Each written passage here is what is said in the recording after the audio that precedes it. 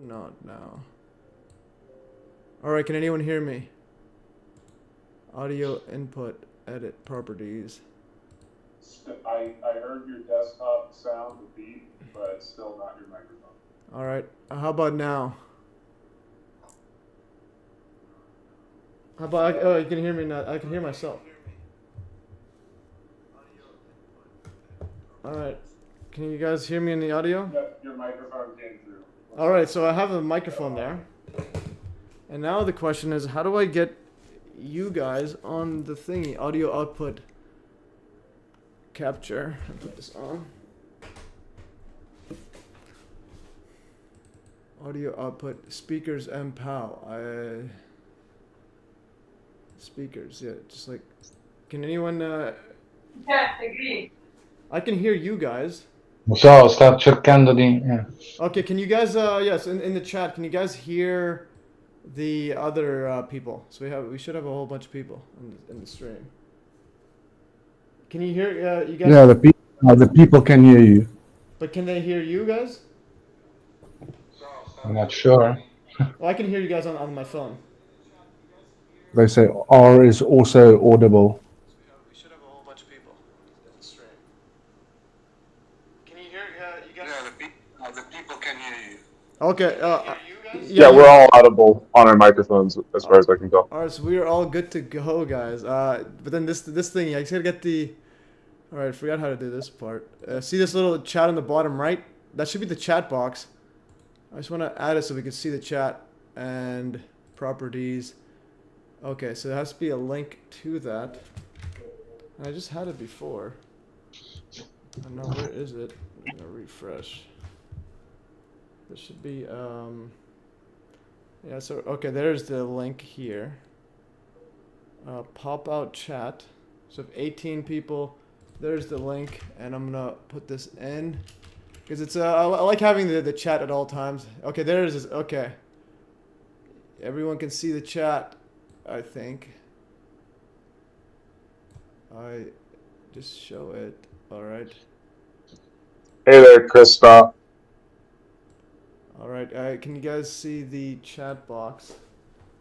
So that's Ryan G, Heidi, so Christoph Jung, and then R is audible.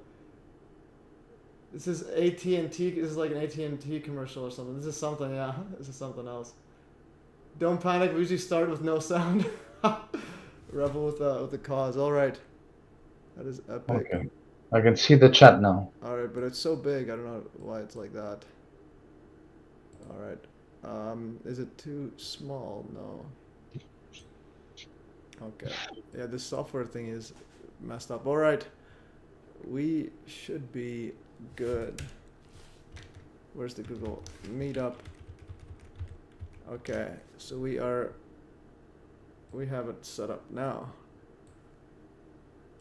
I just don't know why this... Alright. Okay.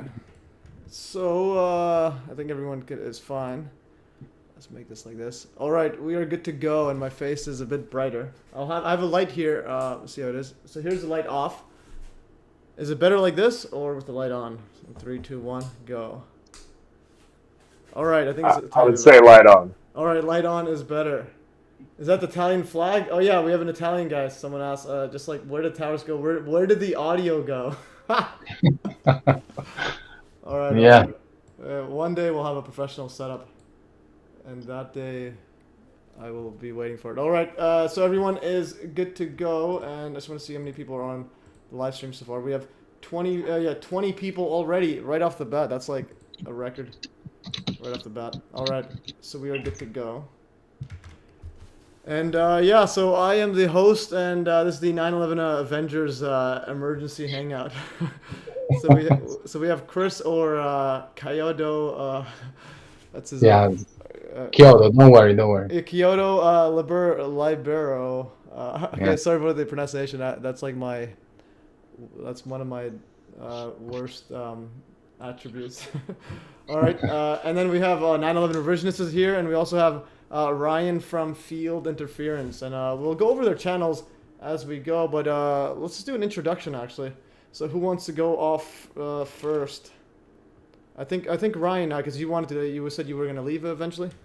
So Ryan, if you wanna, Well, I'm currently on shift, but luckily I can talk with you guys for a bit. I might have to mute out in just a little while here. yeah, But anyway, I am Ryan G. Bannister from Field Interference.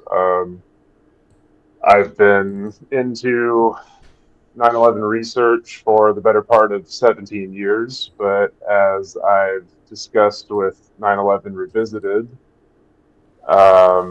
maybe the first 5 years of that I shouldn't count because I was just repeating what Stephen Jones and Richard Gage were saying, and I was not familiar with Dr. Wood's work. And it was upon listening to a coast to coast interview, I think in 2011, that just after Dr. Wood's book came out, that I became acquainted with her work. And my initial impression was that she has to be wrong about everything that she said.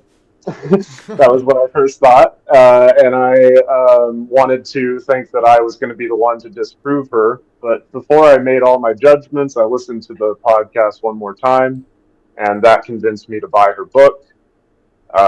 And following reading her book, I was convinced that the 9/11 Truth Movement was working against what they claimed to be working for. In other words, they were muddling up and covering up the information found in Dr. Wood's book, specifically sidestepping the points that she made. As 9/11 Revisited points out, they can't seem to count past 3. So nobody else was talking about 7 buildings. Nobody wanted to talk about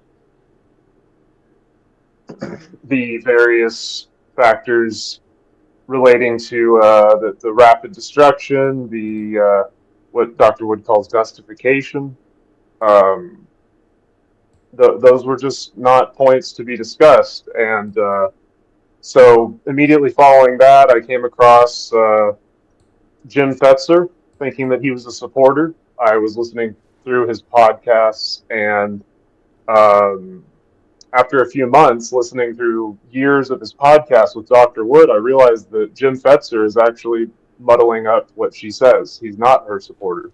And then I came across Pete Santilli and was calling into his show, and then I quickly became invited to do a show on his network called Guerrilla Media Network. And it wasn't long after that I figured out that Pete Santilli was also muddling up the subject of 9/11. So I stopped being involved with him, and I started talking with Dr. Wood directly and sharing my podcast that I put together and whatever other information I could on 9/11 and other topics I find interesting. So I guess that's a brief introduction as to how I got here. Yeah, and can you see my my tab? I have your website or the YouTube channel shown right here. Yep. Yeah. Thanks for showing that. Yeah, it's pretty epic. Yeah, and I put the link in the chat. And there's the South Tower Impact slow motion 400,000 views. That's pretty epic stuff you have there. And I also noticed you moved to Odyssey. Just wanted to, so everyone knows, because not a lot of people may know who you are, but I think they might have shared a lot of your stuff. But yeah, that's good to know. So you were way back. How long did you start? It must have been about 2008, 2009. Well, no. Yeah, 17 years. What would that make it? 2006, 2007, perhaps? I was about 15. Okay, so 2006. Yeah, 2006 and add 20 and then minus 3, so 17 years. All right, so we just did some math there. And some math easy solutions. Well, I just wanted to mention, I haven't uploaded all my videos to Odyssey, but I want anyone listening to feel free to re-upload any videos that I've uploaded, as some people have uploaded my podcast on other channels. So, I mean, in no way do I take full ownership of this information. It's available for anybody to share. Yeah, for sure. Okay, share this tab. All right, let's run this. Yeah, for sure. And then, do you have a website as well to share, or is it just the Odyssey and the the YouTube? Not at the moment. I did have fieldinterference.com, but Okay. I didn't keep it. Yeah, and I just want to see how long have you had this channel for? So since 2014, have you had any issues with YouTube censorship / like deleting strikes or anything? Or is there a reason why? Oh, absolutely. Yeah. I've just found that videos were removed, and I had to investigate what videos they were because when YouTube removes a video, they'll remove all the information from it. So all you see is that a video was removed. You might get a notification about it, but for instance, with my Morgan Reynolds interview, which should be uploaded to Odyssey, that was just removed without any notification. I was never told about it. I just found out probably a couple of years after that, hey, that video's gone. Wow. Well, actually, no, not even a couple of years. I mean, it was when I got on Odyssey. That's when I uploaded it to Odyssey when I realized it was off of YouTube.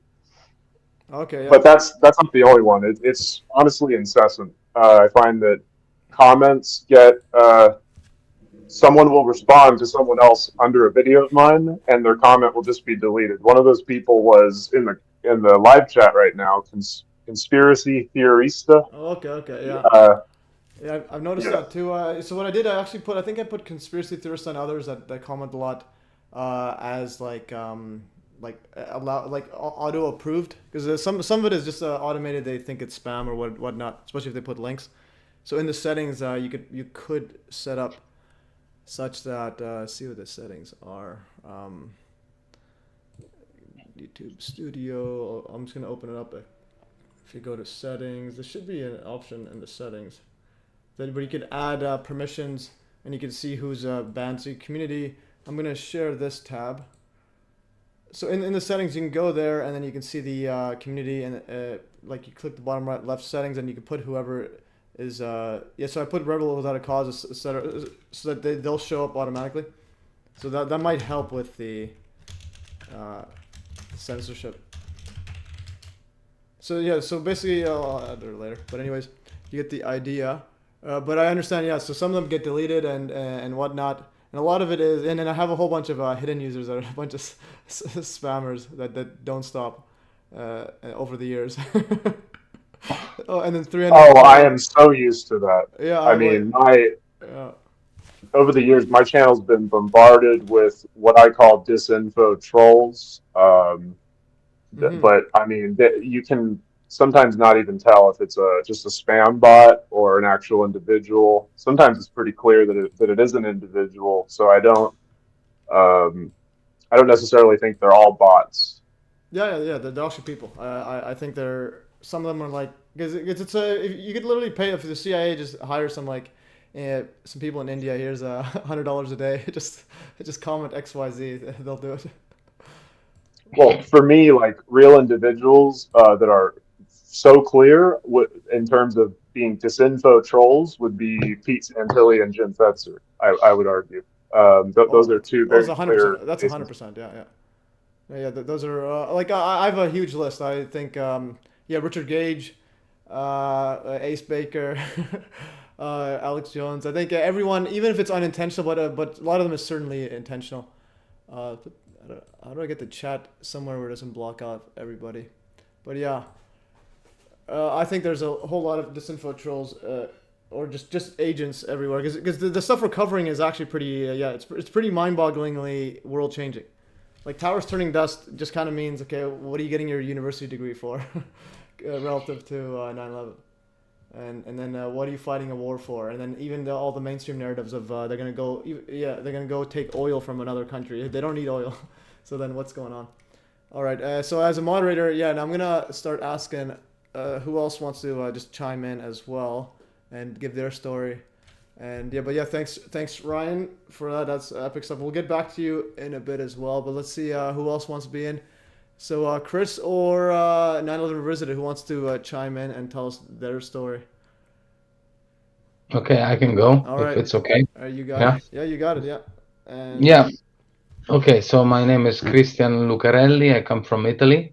I run a blogspot which is called 11 settembre-Dr. Judy Wood, blogspot.com. I opened this blogspot in 2018 when I decided to translate into Italian Dr. Judy Wood's book, because I thought, I mean, her evidence is so important and so compelling that everybody should know. As I don't think she was planning to have the book translated in other languages, so I thought I had to do it. And yeah, the blogspot is not just the translation of her book, but I have added other photographs I've found on the internet and videos. Some of them with Italian subtitles to support her evidence and to explain what she is actually presenting in her book. And yeah, I took about almost 3 years to do that, to translate all the book and gather all the supporting documentation, photos and videos.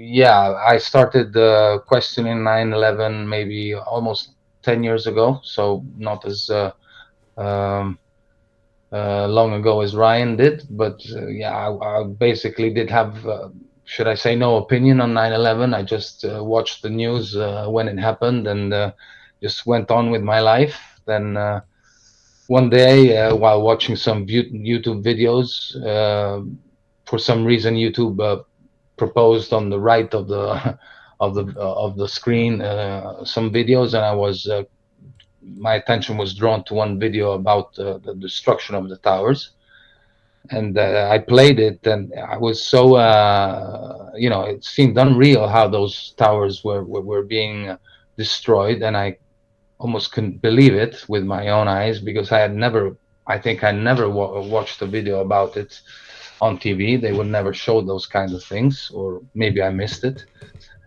And then I started, you know, one video after another, and then bumped into Stephen Jones, of course, and Richard Gage. And while on one side I thought, oh, these guys are reputable people, you know, a physics professor and whatnot, speaking about what was wrong. So I thought there must be something there.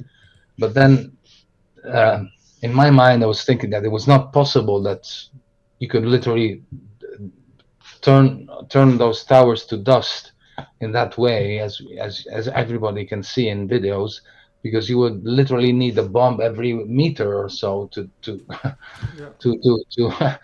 to accomplish all that feature. Yeah. So while on one hand I was thinking there was something wrong to it, I still cannot explain it with bombs or thermite or so. And I remember also bumping into the famous video about Dr. Greg Jenkins and the so-called ambush interview to Dr. Judy Wood sometime in 2007, early 2007. And of course, I think that version of it was presented like Dr. Wood was almost like she looked almost like a witch, you know, like, or presented like a witch, you know, with bad colors, and she was it was really a mockery of her work. And I thought, who is this crazy you know, lady who is presenting this this information, which is so hard to piece together. It didn't make much sense when she was speaking about it. But then as time went on, I bumped into more videos about her, a lot of presentations on radio shows, and of course, one or two of her famous presentations. I would say the one at Madison in 2007, and of course the one in Holland in 2012 at the Breakthrough Energy Conference. Yeah, that one. Yeah, Red Jack. Yeah, I just wanted to chime in. Yeah, you continue with your story in a bit, just because. So this Greg Jenkins one's is I noticed so like I think I might have been the first person to notice that he had a duping delight smile. Like I was watching it, and then he just popped it out of nowhere right when Judy Wood asks. No doubt. Yeah, asks him, "This is the game you're playing." He's like, "No, it's not." And he pops out the smile, and then I included this in my video, in part 2, official narrative, and then concerned trolling. This one here, this video got deleted by YouTube recently for some reason. I have no idea Yeah. why this one. I've only had 2 9/11 videos deleted now. Alchemy was deleted for like 6 months, and they brought it back.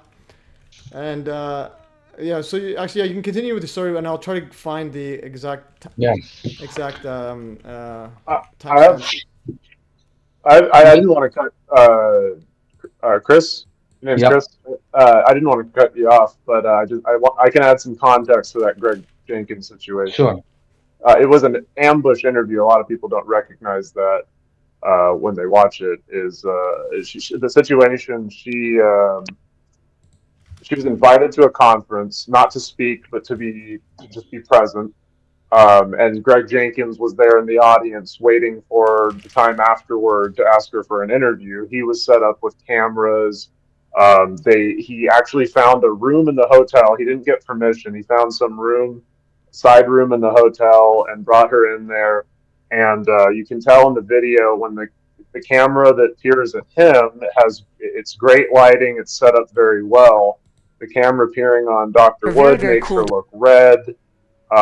It's where the bad lighting is. It's very strategic how that interview was set up, and then it abruptly ends at the end. A lot of people don't recognize they're getting kicked out of the side room because Greg Jenkins he was prepared with the cameras, but he wasn't prepared with a room.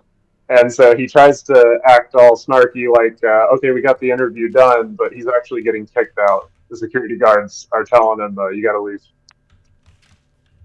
Yeah, thanks for the backstory. I actually knew pretty much all of that. But yeah, I mean, if you just watch that interview, I mean, she doesn't come across well. That's my opinion. But then when you understand, and that was the intention. Yeah, exactly, yeah. But when you then understand her work and know what she is speaking, you really understand she is trying to hold them up. You know, she's trying to,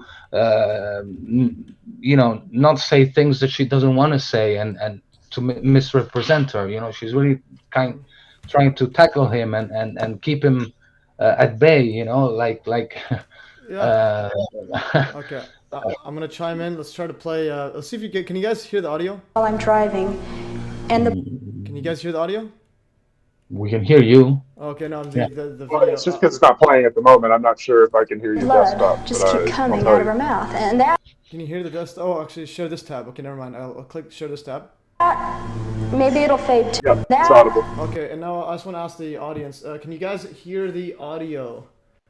And also, Christoph Jung says, yeah, Kristen Lucereri, thank you for your epic work. I'm doing a translation of the book into German as well. Long way to go still. Yes, translate it to as many as you can. Okay, so people can hear it.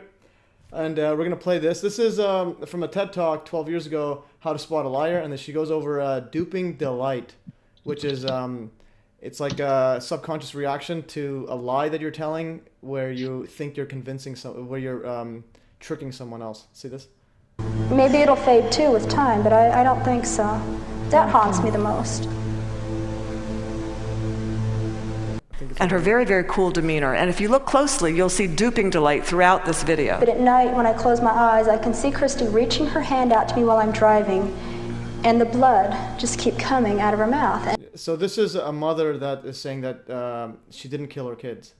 So this is, but it turns out she was actually the killer, and she was saying someone else killed it. But then look at the storytelling she does. Blood just keep coming out of her mouth, and that, maybe it'll fade too with time, but I don't think so. That haunts me the most. All right, you see that smile? Yeah. So that's duping delight, and now we'll go back to Greg the clown. All right, I just want to double check here. Okay, so now we're gonna share this tab. We're swapping tabs, and let's see Greg Jenkins. This is not productive. It's not educational. It's educational for me. sorry about that. Greg's just an absolute clown. Sorry. What's the subject now? Is it steel? Is it concrete? Or is it dust? You choose, please. Sorry. But so that's one thing I have an issue is laughing, and also like a BS detector is like at an all-time high. This is a game you're playing. I'm really not playing a game. Yeah. But And Dr. Wood's smiling because she sees that he's very clearly playing a game. yeah. So this one, but she was able to hold her composure because I would have been laughing at his face. Actually, if you've seen my Gage and like I called him out, Richard Gage, and I couldn't hold back my laughter either. This is a game that you're playing. I'm really not playing a game. I'm like semi-crying. That is such a childish. His whole expression there. It's very childish. Yeah, it's what you expect from a 5-year-old saying, "I didn't put my hand in the cookie jar." Yeah, and it's a textbook duping delight. Like this woman is saying this is like a psychopath here, killed her kids and saying she didn't do it. See, she's like, oh, you're actually believing this? All right. So we got that stuff, and all right, presenting everyone. All right, so we are back in the stuff. Yeah. So if you want to continue with your story, Chris, or we could also move on. We'll move on to 9/11 Revisit in a bit. But anything else you wanted to say, Chris, before? Yeah. Well, just briefly that, yeah, similar to Ryan, I began, listening to Dr. Wood, all the interviews and stuff. Then I said, I must verify this by myself. I must, not rely on somebody else's word. So I started going on the Wayback Machine, on the Internet Archive, and downloading videos, of the crime scene after 9/11 to actually, understand with my own eyes if what she was saying was correct. And I really could not see all the rubble there. It's just not there. I mean, I remember a study made by Andrew Johnson, and he had counted all the so-called weak checks, which are those fabricated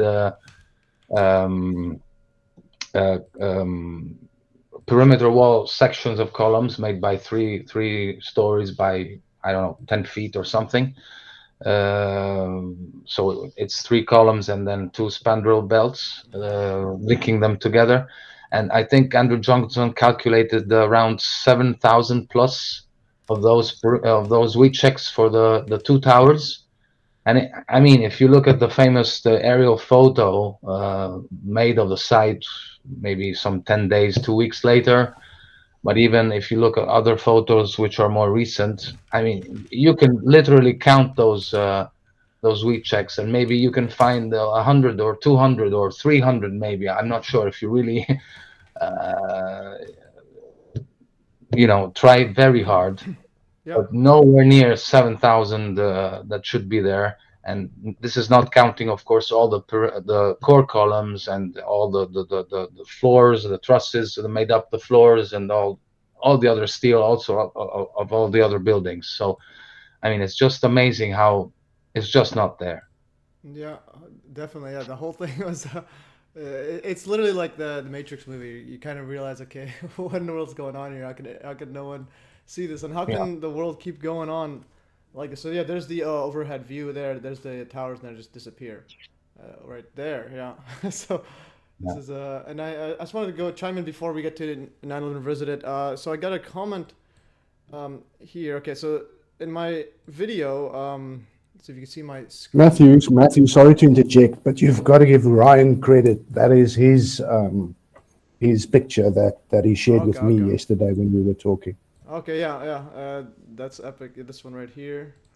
That was originally from Andrew Johnson, as far as I know, actually. I think everything is originally from Andrew Johnson and Judy. yeah. Good one, yeah. Yeah, so yeah, that's epic image there. And this 3D model, I was gonna, well, before I chime into that one, I want to go back here, share this tab.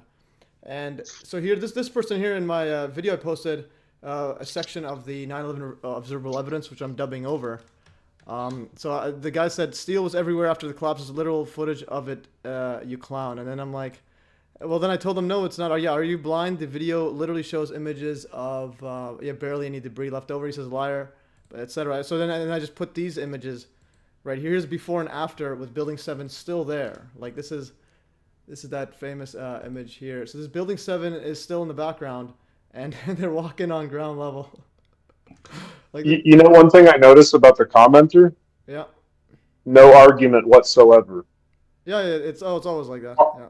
He has a claim, and then he has a character attack, but there's no argument. He can't back it up. He can't say, look at this source, And his minute name. marker, anything. And his name. Look at his name. Yeah. I just realized Kick Kick Truthers. truthers in the face. So imagine someone whose identity that they put out online is to oppose so-called truthers. Well, I mean, that's the thing. I don't even call myself a truther. Well, yeah. I'm long past that. So I mean, let's talk about evidence. But he doesn't want to do that, does he? Yeah, but like interesting. Yeah, so 9/11 Revisionist and I were actually talking about truthers.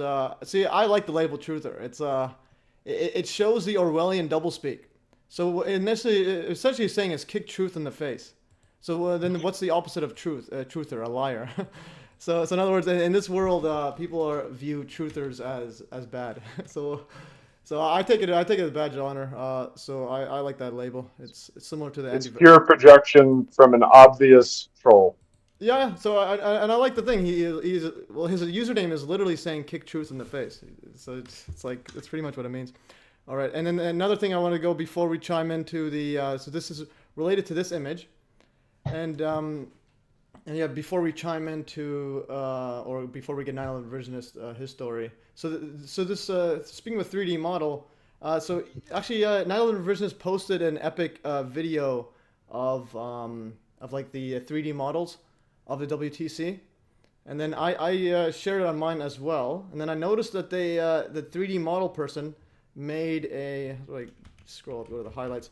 He made the basement much larger than it actually was, and I'm very convinced that it was done on purpose. So for example, so this is the epic edit here where the towers go. I gotta find the thing here. Yeah, so this is the edit right here, and I uploaded it. And I'm gonna go to here, share this tab instead, and we're gonna go. I just want to find it. We will get to that soon. You see me jumping through. We will jump through until we get it, and we will get it. Yeah, the corrected version. Okay. So this is the thumbnail, and then this is they made a 3D model. You can see my screen, and so can you see how the basement floor right there, how tiny? Yeah. So how big this basement floor they have? Can you guys see my window? So like yes, I do. Yeah. So the video said it was 70 feet to bedrock. And I'll actually play that here, and I had the dubbing over it. All right. The World Trade Center is located in the financial district of Lower Manhattan, New York City. This is the view of the World Trade Center complex today. This is where the old-time and famous Twin Towers were located. The Twin Towers were the world's tallest building from 1971 to 1973. The height of the North Tower was 1,368 feet and South Tower was 1,360. What is it? We can't see it in the live stream. We can see you searching, but the video isn't playing on the live stream. Oh, it's not playing? Oh, so what is being No. shown? We see how you searching your stuff at the moment. Oh, it's probably delayed then. Does it eventually get to the thing? Yeah, I think it's delayed because I was able to see It the is video. delayed, yeah. Oh, sorry. It's probably where you're at. You know how the feed's reaching you. Yeah, it's weird. Okay, so we'll play this. 62 feet. Can you guys hear it? Everyone hear it fine? The One World Trade Center building today is the same I just wanna height get to the 1 minute of it. as a North Tower without the spire. Twin Towers each had 110 floors.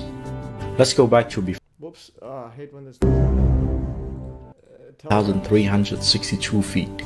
The One World Trade Center building today is the same height as a North Tower without the spire. Twin Towers each had 110 floors. Let's go back to before 9/11 attack. The whole World Trade Center complex looked very different compared to today's. This was Building 7, Building 6, 5, 4, 3, 2, and 1, also known as Twin Towers. Under the ground, there was a layer of slurry wall around this complex. MES note, the 70 feet to bedrock should be shown much shorter than the 208 feet wide Twin Towers. It was Yeah, so to chime in, so the guy was saying it's 70 feet to bedrock. The Twin Towers are actually 208 feet wide. So this person went through all the trouble of making a 3D model, and the person who actually made this original video in there is just mainstream a jet fueler, or I call him jet fueler, or the whatever the mainstream liars are. So he says this is 70 feet, but the Twin Towers are 208 feet wide. So 70 feet is actually, it's about from here to here. And they do this because like I probably got like 100 comments over the past month saying that that the reason there's no rubble is because it all went in the basement floors. I'm like, basement floors are tiny and they're undamaged, like barely damaged, but they're tiny. Just skipped right past the stairwell B survivors, right? Yeah. So they or the entire structure of stairwell B. It just went right past into the basement, right? Well, I'm saying it's into the tiny part. It's like a little hole. We see a hole. I will admit there's a little dagger into the ground of the buildings, but it's not enough for 220 stories to fall through. Yeah, that's what I mean. And they're also barely damaged, and the rubble did not teleport through the stairwell B survivors. But if you continue here, and also to prevent water. Yeah, go on. Well, the kinetic energy of that much material falling, where was all the damage to the bathtub? We also don't see that. There was a little crack, not enough for water to sink through. Yeah, this whole Manhattan would have been flooded, and it would have been obvious. That's a lot of things, like a lot of even the alternative one where they say explosives or whatever. I'm like, there wouldn't be a debate if there was explosives. If explosives were used, everyone would hear it. It would be shattered everywhere. Things would fall down and break everything. And so there wouldn't be a debate like, oh, the firefighter heard an explosion. Yeah, it doesn't mean much.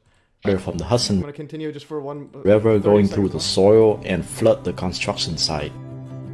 There were 6 levels of floors under the ground. So yeah, 6 levels of floors. It's just, again, that's tiny. This is a fake demonstration. I couldn't stress this enough. I had to re-upload the video. Those would be monstrous floors. Those would be the highest ceilings. Would be like being in an arena. Yeah, this is like 70. The floor itself, let's see, because this is 208 feet, so a third of it would be around here. This is about 70 feet. From here to here is about 70 feet. So each what he's actually saying, this is about, so if 10, this is about 7 floors each, 7 times 6. This is going to be, what is that, 30... 42. Yeah, 40. About 42 floors, or like. The foundation of the Twin Towers went 70 foot deep down to the bedrock. This is the core of the building, running from the bedrock to the top of the building. And there's the image I put there. There's the actual bedrock right there at the bottom, 70 feet. And then if you scale it down, it becomes like here. It becomes just over a floor, like maybe a floor now for 2 floors. So this is actually should be 20. This is about 20. Yeah, 20 floors down. Yeah. So if I'm not mistaken, by proportions, it looks like what was underground was about equivalent to how high the lobby reached. Yeah. The first actual floor. The lobby, I think this is bigger than the lobby. Lobby might be smaller. Lobby is about 7 floors, I think. I'm just talking about the picture on the left. It looks like picture on the left. What's above ground is almost equivalent to what's below ground. And that looks like about the lobby. Yeah. No, that's true. Yeah, the actual image. Yeah, I thought you were talking about the 3D model. Yeah, so that is for sure. So that is like literally the above ground and bottom ground is like lobby. The lobby is actually, yeah, because about each floor is about 10 feet. So about 6-7 floors, that's about 70 feet. Yeah. So and that's the lobby height. All right, and that was it for this one. And now, so anyone else wants to chime in on this image? Otherwise, we're gonna go to 9/11 Revisionist, and he's the one who got me into this live streaming and also calling out Richard Gage, which we will play in a bit. All right, so 9/11 Revisionist, you wanna take it from here? Okay, yeah, basically. Chris is you haven't given Chris time to finish up. Oh, did I? Do the story. Oh, Chris, finish your story. Okay. I'm trying to do like 7,000 things at once. I thought he finished it, but if you. Yeah, I think more or less. Yeah. I'm just I think I have said the main things I wanted to say. At least how I got into 9/11. Yeah. So you can go ahead. Apologize. Yeah, right. Okay, yeah, but my story is pretty much the same. Around about in 2011, was the first time that we could get cell phones with a screen that you could watch your YouTube videos on. And that was basically your fastest internet connections that we had in my country. So I basically, when 9/11 happened, I was in my mid-20s. But it just didn't, it looked unreal, because how can two little planes flying into a huge structure like that cause that amount of damage? Okay, so that always had me wondering about it. And I initially started watching Richard Gage videos. I can remember the one where he's got the cardboard cutouts, and he basically, it's the one piece of cardboard fall. And then you had this John Cole guy coming out with his thermite experiments. And I thought, oh man, that's awesome, because you can see these big explosions and bright thermite flashes, and it's cutting through the steel and all of that kind of stuff. And I never really thought about basically expanding that to a 110-story steel frame structure building. And I just outsourced my thinking to the so-called trusted experts, because they're doing the thinking for us, and we just need to like lap up whatever they're telling us, because these guys have got PhDs and they're talking in front of a bunch of people and they look completely credible. And somewhere a couple of years later, going through all of these weird stuff, I even listened to James Fetzer, and also then the nuke theory with Palmer and all these guys with the buried nukes and what have you. And then one day I stumbled upon Dr. Wood's 2012 energy presentation. 2.5 hours, but I sat through it because I'm not a bread and circuses guy, so I don't care for baseball or football or ice hockey or whatever you guys watch in your in your countries, and I'm not really into movies and all of that kind of stuff. So that's what I spend my time on, is all the alternative type stuff. And yeah, then I basically listened to that 2.5 hour presentation, and she mentioned a whole bunch of stuff that nobody ever talks about in the 9/11 truther movement. And then I knew this is the real deal. Started to see I also saw the Jenkins interview, and I thought that was completely and utterly B-stroke-S, because that guy came with a plan, and I could see that Dr. Wood was trying to correct him, but obviously most people who haven't done a lot of research or watched a whole bunch of her interactions and listened to radio interviews, because people have got this whole idea of using the words like pulverized or vaporized or anything like that, and that has got connections to, if you say vaporization, that implies heat. Pulverized means that it's been crushed to bits. That doesn't help either.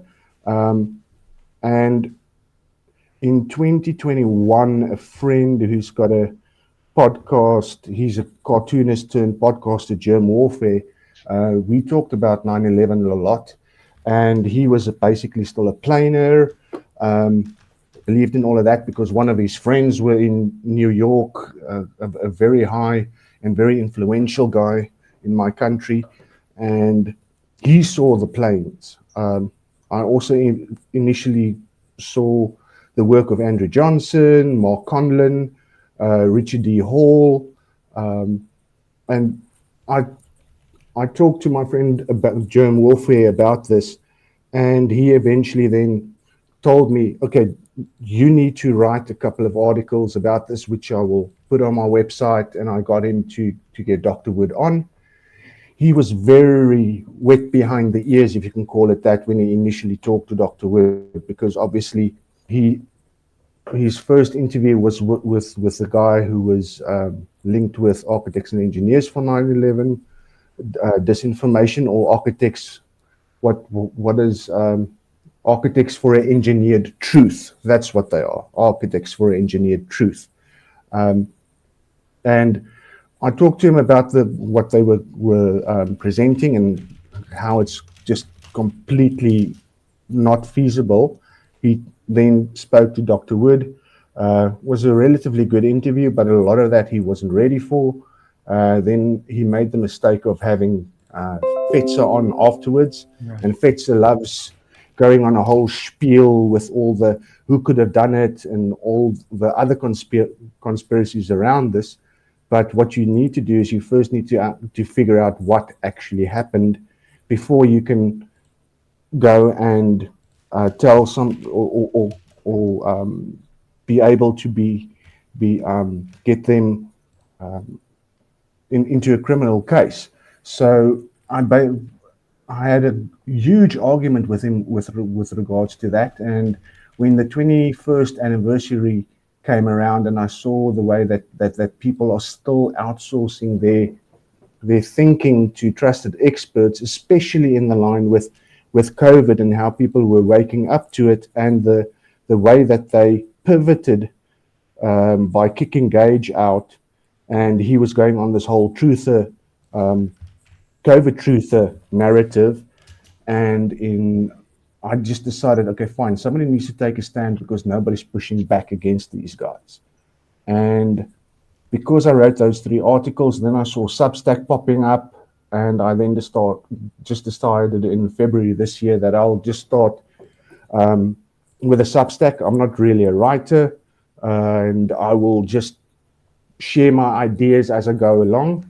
I basically also decided, let's revisit everything, all the talking points, everything that I thought that I knew, because I thought, okay, fine, it's been 12 years that I'm into 9/11, and I think I know what's going on.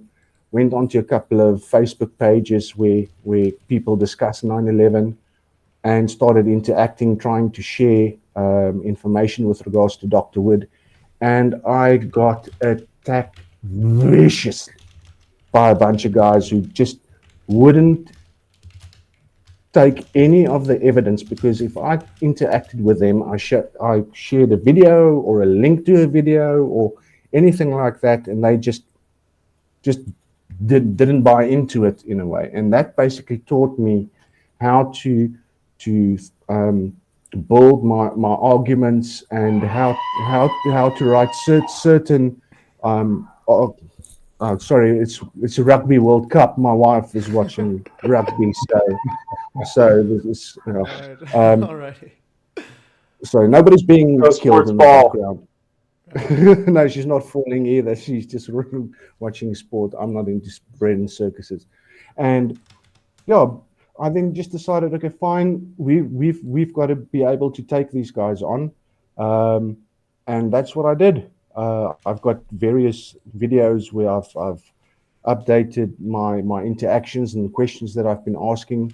I even took David Chandler on, Richard Gage, John Cole, a bunch of these guys, and obviously they're not open to discussing evidence that they can't explain, and that's also the point that I've got here that I want to make, that people, if they just take enough time to go through all the evidence and understand it completely, then you can go and start talking to other people and have them understand what's going on. Oh, dude, no, Alex Jones, he's also a bloody limited hangout. I've got a couple of videos on Alex Putin right there, huh? That's close. No, that guy's an asshole. Just like Fetzer. They give you around about 80% of the truth, and then 20% of the important truths they keep away from you. So there's a lot of those disinformation agents or talking heads out there that you think is going to be able to give you the truth. So those, don't outsource your thinking, people. What you need to go do is do your own research, not like the TV's told you not to do it. And I think, Matthew, what you need to do is you need to play that don't do your own research clip. No. Yeah. so that people can understand what I'm trying to say. Is And that then just go read before and Substack. after the is that before and after the male vitality supplements? Or? Yeah, before the bone broth. Yeah, so Alex Jones, yeah, he's a clown, but like I said in my last live stream, he's like my spirit animal. Like besides the disinfo, the guy's a comedian of the highest order. Sorry if I cut you off. I was a little bit distracted by what I was looking at. Yeah, it's too masculine for all of us. All right, Timothy Sullivan just with a $9.99 super chat. Unreal, thanks a lot. Many thanks. Are we sure it's just the World Cup that's engaged the wife? All right. That's for you, 9/11 revisionist. All right. What else was gonna go? Oh yeah, let's play the video now. All right, and where's the video? It's gonna be on MES links. Let me just pull up the MES web.telegram. All right. All right. Truth here. And we are gonna play this one. We were gonna start it off actually at the beginning of the chat, but then it ended up keep going. Okay, you guys can see. Actually, I gotta share the tab. So this is the Telegram. This is I somehow have a Captain America shield. Okay, don't ask how or why, but also I wanna like always promote MES links t.me/MES links on Telegram. Does that work? Okay. Go to how does t.me. I just wanna put this in. Here's a better chat. Alright. Alright, and we are gonna go find that. Okay, there it is. Don't do your own research. This is an epic clip that 9/11 Revisionist put together from the Jimmy Dore's his gold comedy routine about don't do your research. People tried to get Everyone can hear? informed about that. Yeah. All right, we are playing it, and let's see how the screen looks. And we're playing it. People shame them. They would say, "Please tell me you're not going to do your own research." I'm gonna start it again. I didn't start it properly. All right, ready? 3, 2, 1, and go. People tried to get informed about that. Other people shame them. They would say, "Please tell me you're not going to do your own research." You've heard people say that. Please don't do your own research. You know, before COVID, doing your own research used to be called reading.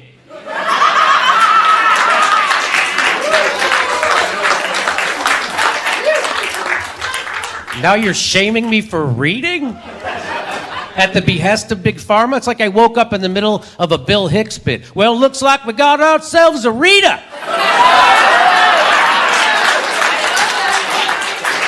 Tell me, boy, what you reading for?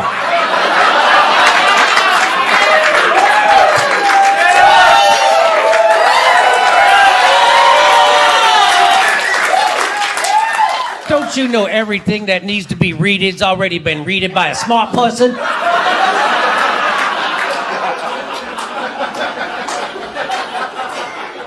That's how much people internalize the propaganda from Big Pharma, was that they would be anti-intellectual enough to shame people for reading while they're wagging their finger at them for doing it. You would never shame people for trying to get informed, no matter what other subject it was, no matter how unimportant. Like if I say, "Hey, I'm gonna go buy a car," don't look into it.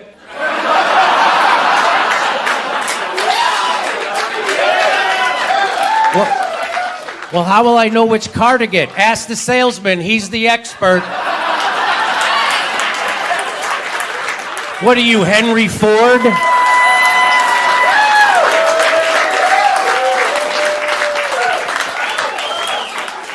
Idiots who think that they can do their own research. Don't do any of your own research. Doing your own research is associated with conspiracy theory circles. This go-it-alone approach, doing your own research, it can have serious consequences. You should get prison time for even questioning the vaccines. Can we all stop saying, "I need to do my own research"? That phrase, do your own research, is 4 words. 4 little words that are hurting America. Doing your own research hurts America. Everybody has a supercomputer in their hand that empowers them to do their own research, and that's the problem. You must not do your own research. I need to do my own research. I don't understand what that means. I'm doing my own research. You can't do your own research unless you're a scientist. Don't do your own research. Well, that's an easy answer. You go to the companies that specialize in PSYOPs and in the development of directed energy weapons. because that is who they used. Manipulation of events on the global level in history involves the use of a controlled opposition.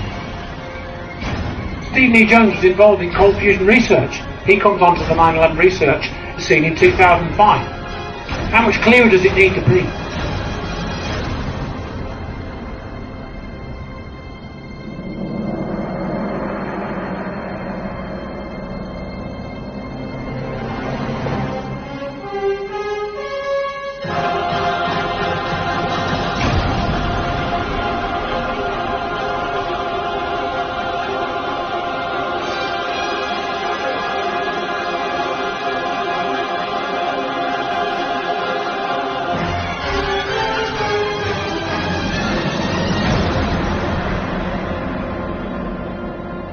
No one has ever done anything like this.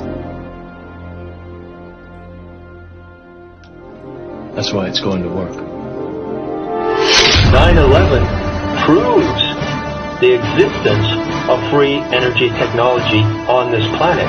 With 9/11, everybody around the planet can know that free energy technology exists.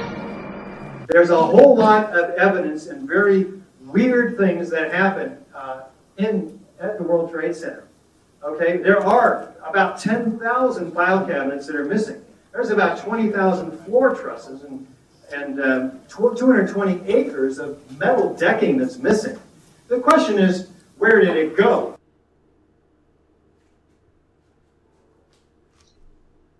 "500 pages of meticulous evidence."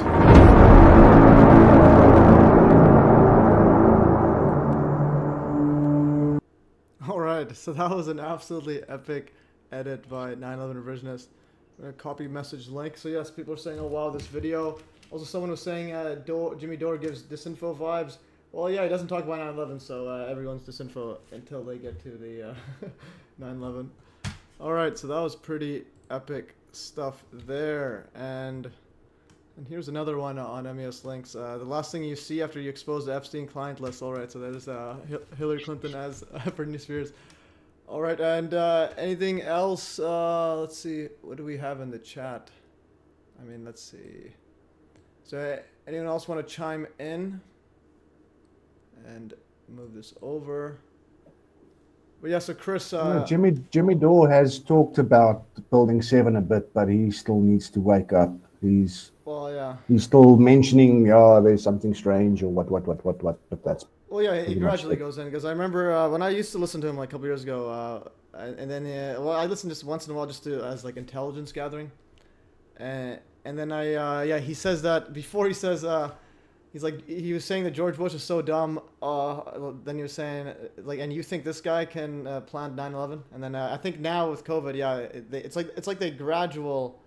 the way it works is I think the alt media, like the controlled alt media, gradually moves towards the controlled, like 9/11 truth opposition, within years. Like, so after 20 years, someone else will say, you know what, 9/11 is actually thermite or something. But they won't get close to the direct energy weapons, except surprising for Stu Peters. That was the one I was shocked. Stu Peters talking about 9/11. Like that, but then he also pushes flat Earth and a whole bunch of other stuff that is like he pushes a bunch of weird and wonderful stuff. But what Stu Peters did is he had Andrew Johnson on, and what was so great about that interview is he gave Andrew Johnson half an hour talking about everything, and he even played some of those clips. The clip that I basically used there is from the Irrefutable series. It's a 6-part series. The initial opening video that has basically the condensed bit of the whole 6 episodes, that one is removed off YouTube.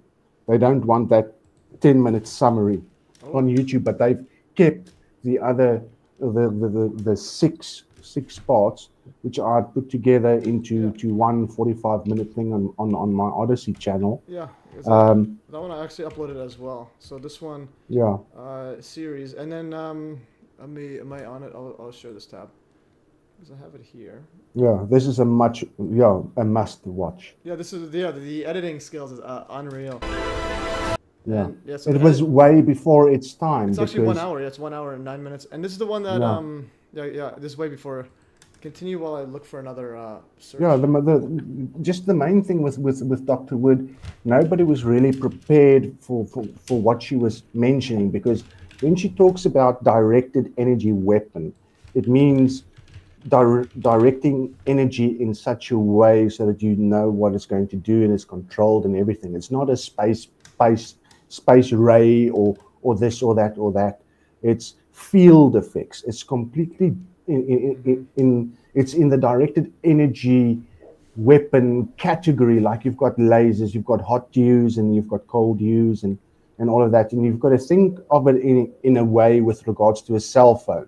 Yeah. You've got your cell phone tower, and and if you want to use your cell phone, you've got to be in range of the field that the cell phone basically discharges or its stuff.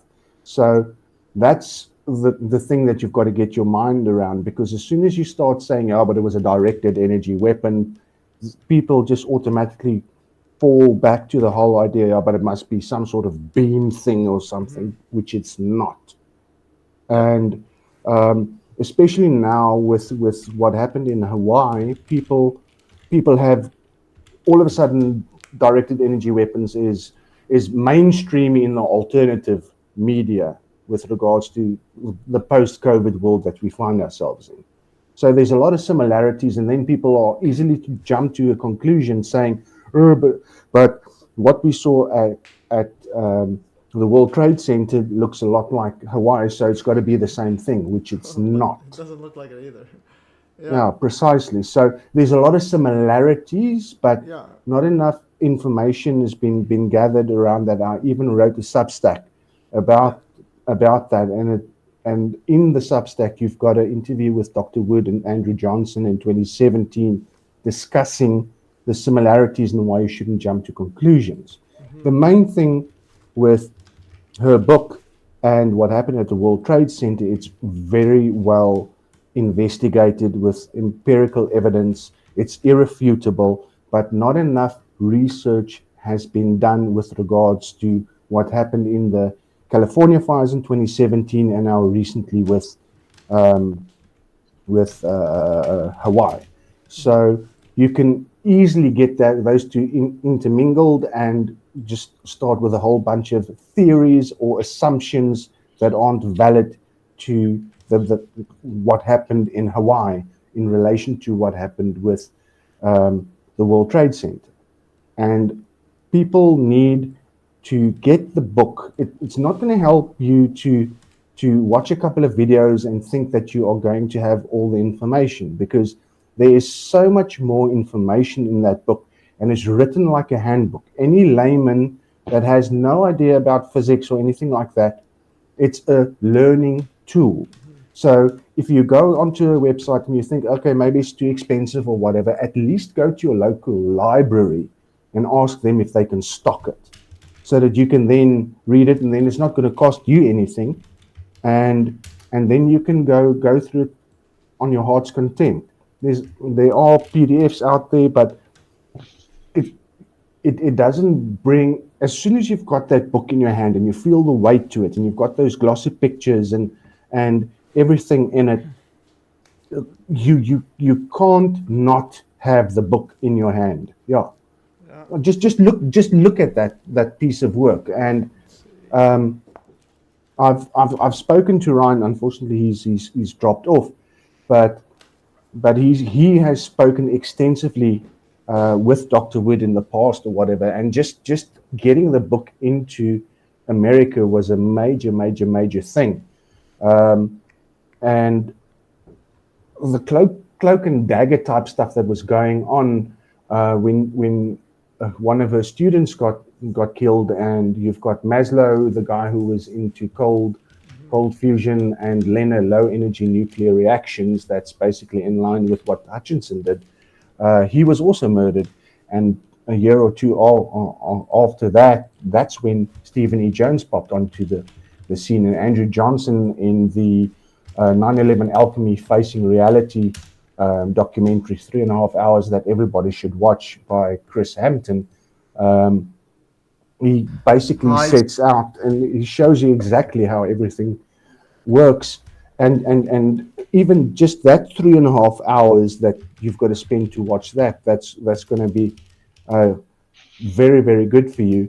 Or otherwise, the 9/11 Observable Evidence series, it's got, I think, 3 chapters in total. It's 14 hours, but there's a 1 hour the Essential Guide. That's a good starting point. And then you've got the Liars for Truth. That's 2.5 hours, just debunking all the debunkers of Dr. Wood's work, which shows you what charlatans they are. And then you've got the whole series that goes through numerous points with regards to the evidence that she presents. And that's the thing that Dr. Wood does. She presents evidence. She hasn't got a theory, because that's the way that they try to diminish the work that she presents. And someone's asking Chris Hampton in there. I was gonna send a link to him. And then I also wanted to chime in because you talked about her student getting killed. And yeah, so that was so this is part of her. I wrote this in my Free Energy video years ago, 2017. And I'll put a link to her article when she talks about and yeah, Chris Hampton's the one who did the 9/11 Alchemy. He's taking a break from 9/11 for now.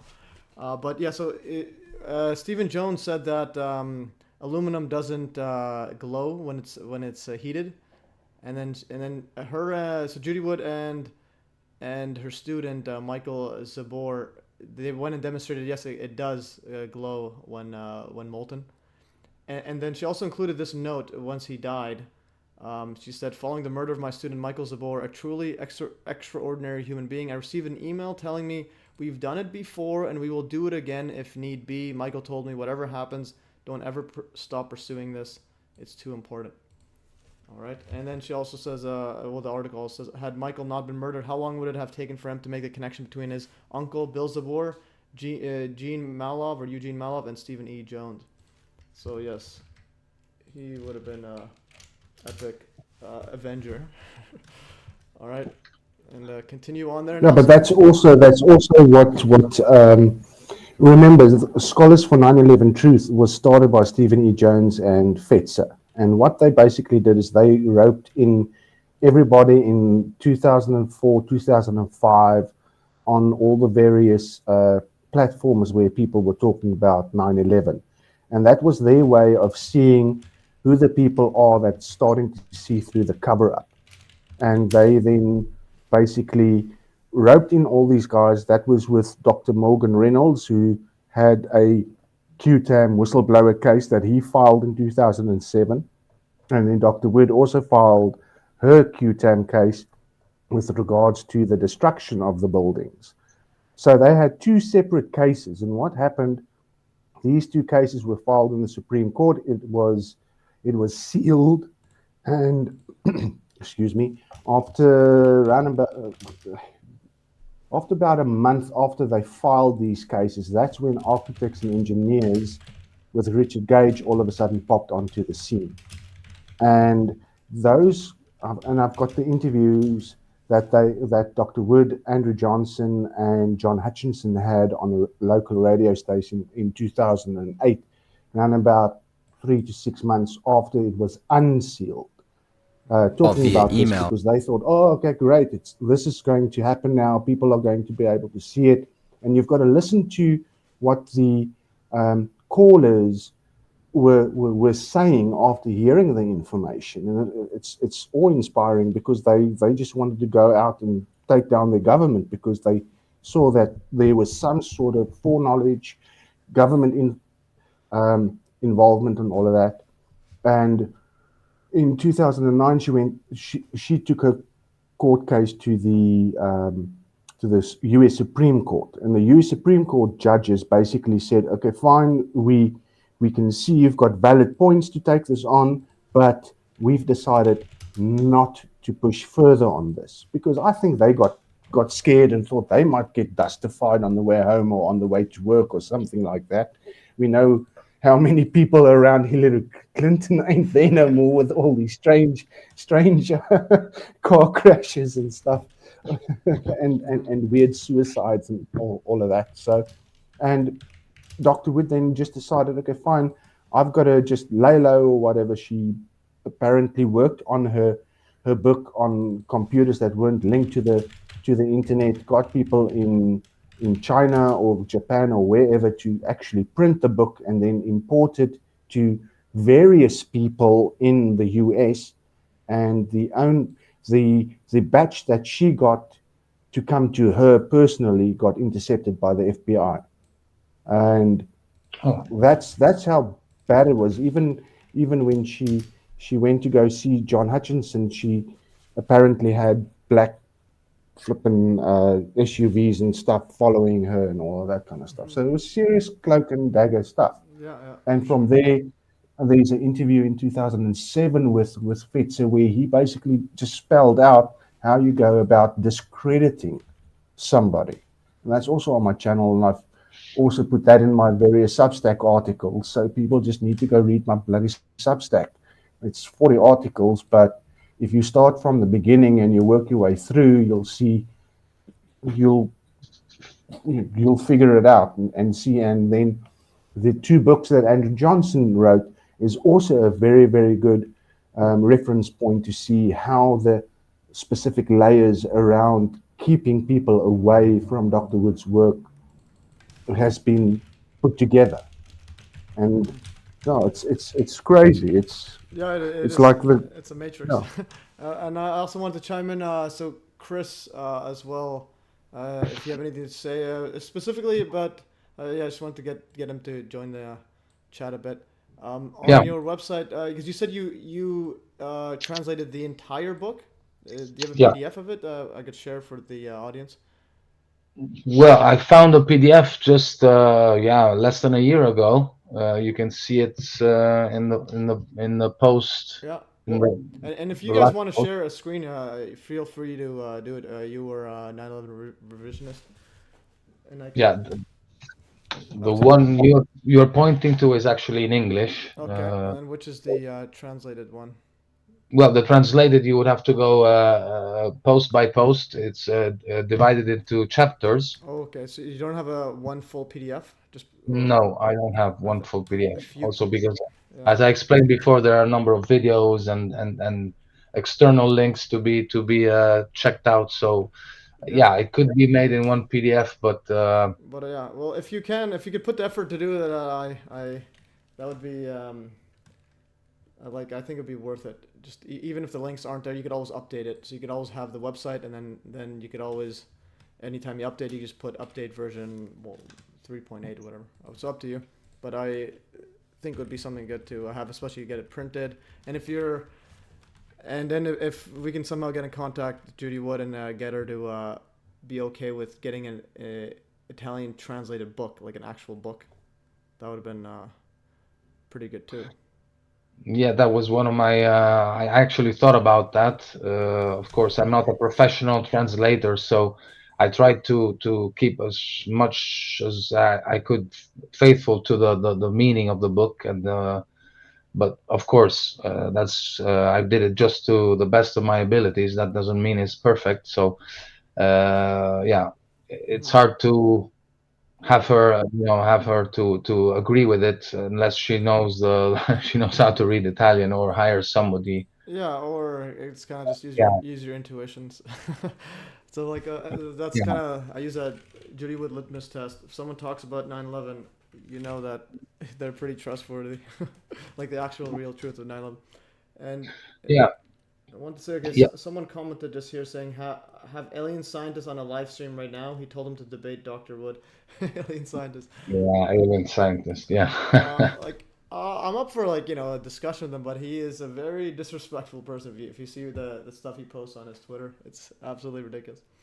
But in the Available Evidence series, there's a whole section on him where they basically rip him to pieces. There's an interview with him as well where he just stumbles over his words. It was actually so wonderful to see how he's been in this place. I'll I be think uploading clips of it. Go on, Chris. there's an interview by Pete Santilli, I think, who just I think that I might might be was it. wrong, yeah, I think that was where he's talking to alien scientists, and he actually makes him confess that he has never read Judy Book's Dr. Wood's book. Yeah, that was in the 9/11 observable. Have you seen the documentary here?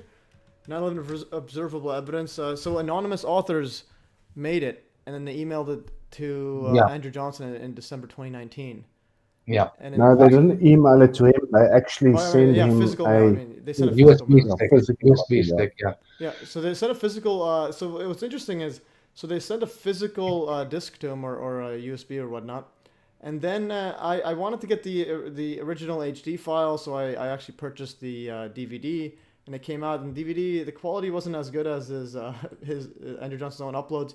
So then he was able to send me just the direct copy. I made a OneDrive link. He was able to upload them there. And then what I did was I combined all of them into a OneDrive link. And then Andrew Johnson actually included that in his website. Can you see this? I'm going to share this tab. Okay, so share. Whoops, go back here. Actually, yeah, so you can see this one. Okay, yeah. So we are on the right one. So I clicked that there. This is the 11 hours one, and then it has the Pete Santilli and mocking. Well, not mocking, just kind of exposing alien scientists. And then there's a link here. So if you go to that article, I'm gonna go share this tab. This is from the original where I got the stuff from, December 27, 2021. Andrew Johnson wrote. And again, Andrew Johnson has infinite information. So he said set of 6 DVDs available here. And then someone wants to join the meeting. Someone just chimed in. Who is that? Oh, Field Interference is back. And his name is Field Interference. All right, unreal. Welcome back. I just want to continue on my discussion. We'll start talking. So this is, if you see right here, so download the original totaling 9 gigs from this folder. And this one I made a tiny URL, observable evidence. I'm going to copy a link. And you can have the original files. And then I put them in my OneDrive folder right here. And yeah, so Liars for Truth, these are all the original, including the notes, etc. And this is the OneDrive link. So this is the HD files, and I made them all 1080p eventually. Before I uploaded them, I made them all 1080p, etc. So anyways, so that is the stuff, and we're gonna look from the. And I just want to say, so Ryan, so you're back. Would you like to chime in or just listen? I'm just going to look at Pete Santilli. I can chime in, but I just connected. I'm not sure where we're at. I've lost my place. Oh, we were talking about alien scientist. What is his name? Is Jeremy? Jeremy Reese. Yeah, Jeremy Reese. Okay, well, I don't know. Oh, I gotta open the transcript. He's definitely an interesting one. You know, he will talk about directed energy. He got into free energy. But he attacks John Hutchison and Dr. Wood, and he even has a great video. I'll admit, he has some. I think it's like a 9-minute video where he talks about Hutchison, and it's actually a phenomenal video. It's a good presentation, but then you look at later work, and he's attacking Hutchison, and talking out of both sides of his mouth, and for some reason, he will. He won't even acknowledge, like 9/11 Revisited points out, he won't even acknowledge more than 3 buildings were destroyed when he claims to be very familiar with Dr. Wood's work, so he should at least know that much. Yeah, all right, actually, you see my screen now. So this is the 9/11 observable one. Yeah, he is an interesting character. I actually got someone emailed me or tweeted me, another longtime follower on Twitter, and he wanted me to go and debate, or he was going to debate alien scientists. I'm going to go from math, easy solutions, alien scientist. I think it's, or Jeremy. I think I spell his name. Jeremy. Am I spelling it right? No. Sorry, alien scientist. Jeremy Rist, JEREMY Okay, alien scientist. Oh yeah, so here's I put the reference in here. So Bitcoin Clown right here. He's actually a longtime follower. MES. So you know how you said that he was promoting. Okay, so I'm on this thing here. Okay, so sharing the tab. Each time I have to click share the tab because of Google's audio issue. So this is Jeremy Reese from the Alien Scientist. So he made a poll in December 23, 2022. He says the quote Hutchison effect. So, you said he was talking about Hutchison effect. Now he made a poll saying is it real or fake? And then 60% said real. So so Bitcoin Clown says science by poll, folks. Make sure to put your emotions and avoid looking at evidence. And then I chimed in. So let's make a poll for Alien Scientist. Disinfo agent, not a disinfo agent. He actually voted. He was the deciding factor. Say no. Then I included. It's a split decision, except for he tilted the odds. Yeah. So, all right. I'm getting a message from Alan Revisionist. We'll play that soon. But so for reference, I also put this timestamps from 6:17, 6:54 of the observable evidence is when. He goes over the disinfo, like they interview him, and then he says he never read it, and he says he doesn't need to read it, etc. And I'm gonna play this video. Let's see here. Witchcraft statement. I was going back to the witchcraft. Oh, this is earlier to that statement where. So I just got sent this video from 9/11 Revisionist, and this is about Richard Gage. Includes the witchcraft statement. So the interesting part about the interview with Greg Jenkins, where he tried to make Judy Wood look like it was like all dark lighting and make it look like a witch, etc. And then here is Richard Gage. Yeah, but play from 30 seconds, eh? Play from 30 seconds. Okay, play from 30 seconds. All right. Yeah. All right, and it's from 30. That's what I learned. Yes, I'd just like to say regarding what Mr. Gage has been saying, the answers to all of his points really are in the book Where Did the Towers Go by Dr. Judy Wood. And I know that Mr. Gage has a copy of that book, and if anybody wants to find out about that, that's on my website, checktheevidence.com, and they can write to me there. And I really think this is a very important issue.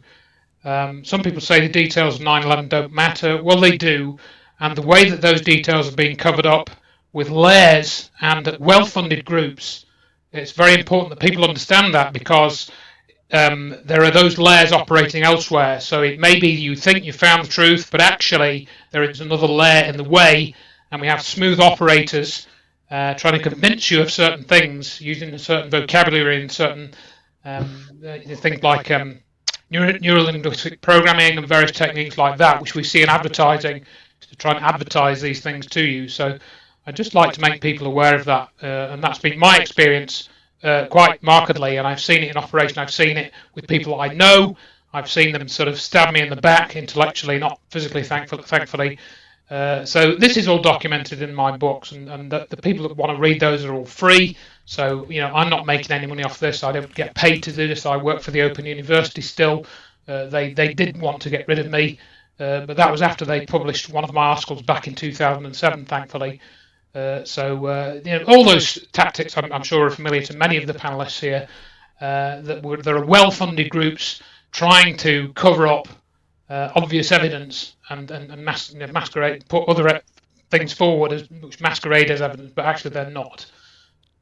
Andrew and Judy have evidence that you are not paying attention to, because I have been reading the book. Oh, I read the book too. Yeah. You read the book too. Okay, yeah, so I found it to be almost pure fantasy. Okay, actually. there was absolutely no.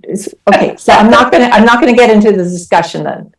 What my fantasy was, you're publicizing your ability to push it out, combined with the directed energy stuff, because the directed energy weapons, these definitely exist. If I may interject here also. Of course. The evidence for the forest fires is very peculiar, but it's not as well documented as what happened on 9/11. In Dr. Judy Wood's book, you'll see the results of surveys of 40,000 pictures, survey of 500 witness accounts of the day. Also, you'll see that these directed energy weapons are not like anything that you see advertised by the military, such as the airborne laser or the anything like that. These are a completely different class of technology, which is completely in the black world, and that's how I came to understand it, because I investigated the UFO cover-up, which is also involves the black world, which is not spoken about. People don't know about it. A lot of that stuff goes back to Los Alamos National Laboratories, for example, and then you have figures like Colonel John Alexander, who worked for them and went to see John Hutchison in 1983. So this technology, this black technology, has a history which is decades old and probably goes back to the 1940s. This is not a fantasy. This is not what is in Dr. Wood's book is not a fantasy, and she's not a witch, which is what Mr. Gage has called her in the past. I didn't call her a witch. I've got a recording of you saying that, sir. So No, I'm afraid you did. Not me. That's what you implied. That's what you implied. You didn't call her a witch, but you said that if she's writing a book like that, she's practicing witchcraft. The recording of you saying that, you did. It's on my website. Okay. Wait a minute. I says there are dozens of nuts out there that do have that's not PhD. appropriate to our conversation. Our conversation is, You're making have an you argument- examined and you're taken making on an her book, which You're she making has an argument documented to based a on- great degree? Have you read her book, and are you willing to debunk it? But all of these different phenomena, have you done that, or are you going to do that? Now, with Judy Woods is not going to acknowledge any of that evidence and just hand wave it away, then she's not practicing science. She's practicing witchcraft. Go ahead. Well, you know what? The problem that I'm running into here, I have an architect that has no training in this at all, making all kinds of allegations without the evidence. Now, let's not be quiet here. I think it's very important that people understand the truth here and what those truths are and why they're important. I recommend everyone read the book. All right, yes, epic stuff there. So, Andrew Johnson, yeah, he called out Richard Gage for that statement he made earlier about the witch stuff and the fantasy. Basically, Gage is just lying out of his backside. And but interesting. Yeah, but sorry to interject, man, but to give a reprieve on that, because Elsa had this Truth Summit in June this year, and she made the mistake of getting Richard Gage on, and she sent out a email telling her followers or her clients or whoever that she had him on, and then people emailed her and said, sorry, but you don't know the real truth. You need to look at the work of Dr. Judy Wood and Andrew Johnson, and she basically did. She was very, very good with the fact that she got Andrew Johnson on and to get them on the same podcast. I think this is the first time it ever happened. And in the comment section on her Substack, all of a sudden you had Richard Gage coming in with his whole little spiel of an article that he wrote 15 years ago. And then Dr. Wood basically gave a reprieve of exposing Gage's game, where she basically just mentioned that he's rehashing the same stuff that he mentioned 15 years ago. It's the same with Abraham that took him on in 2011.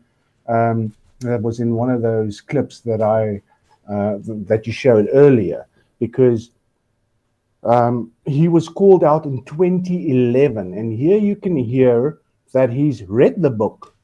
And MES, you were in the same live Zoom calls where him and his bloody liar were stating that they don't know anything about that.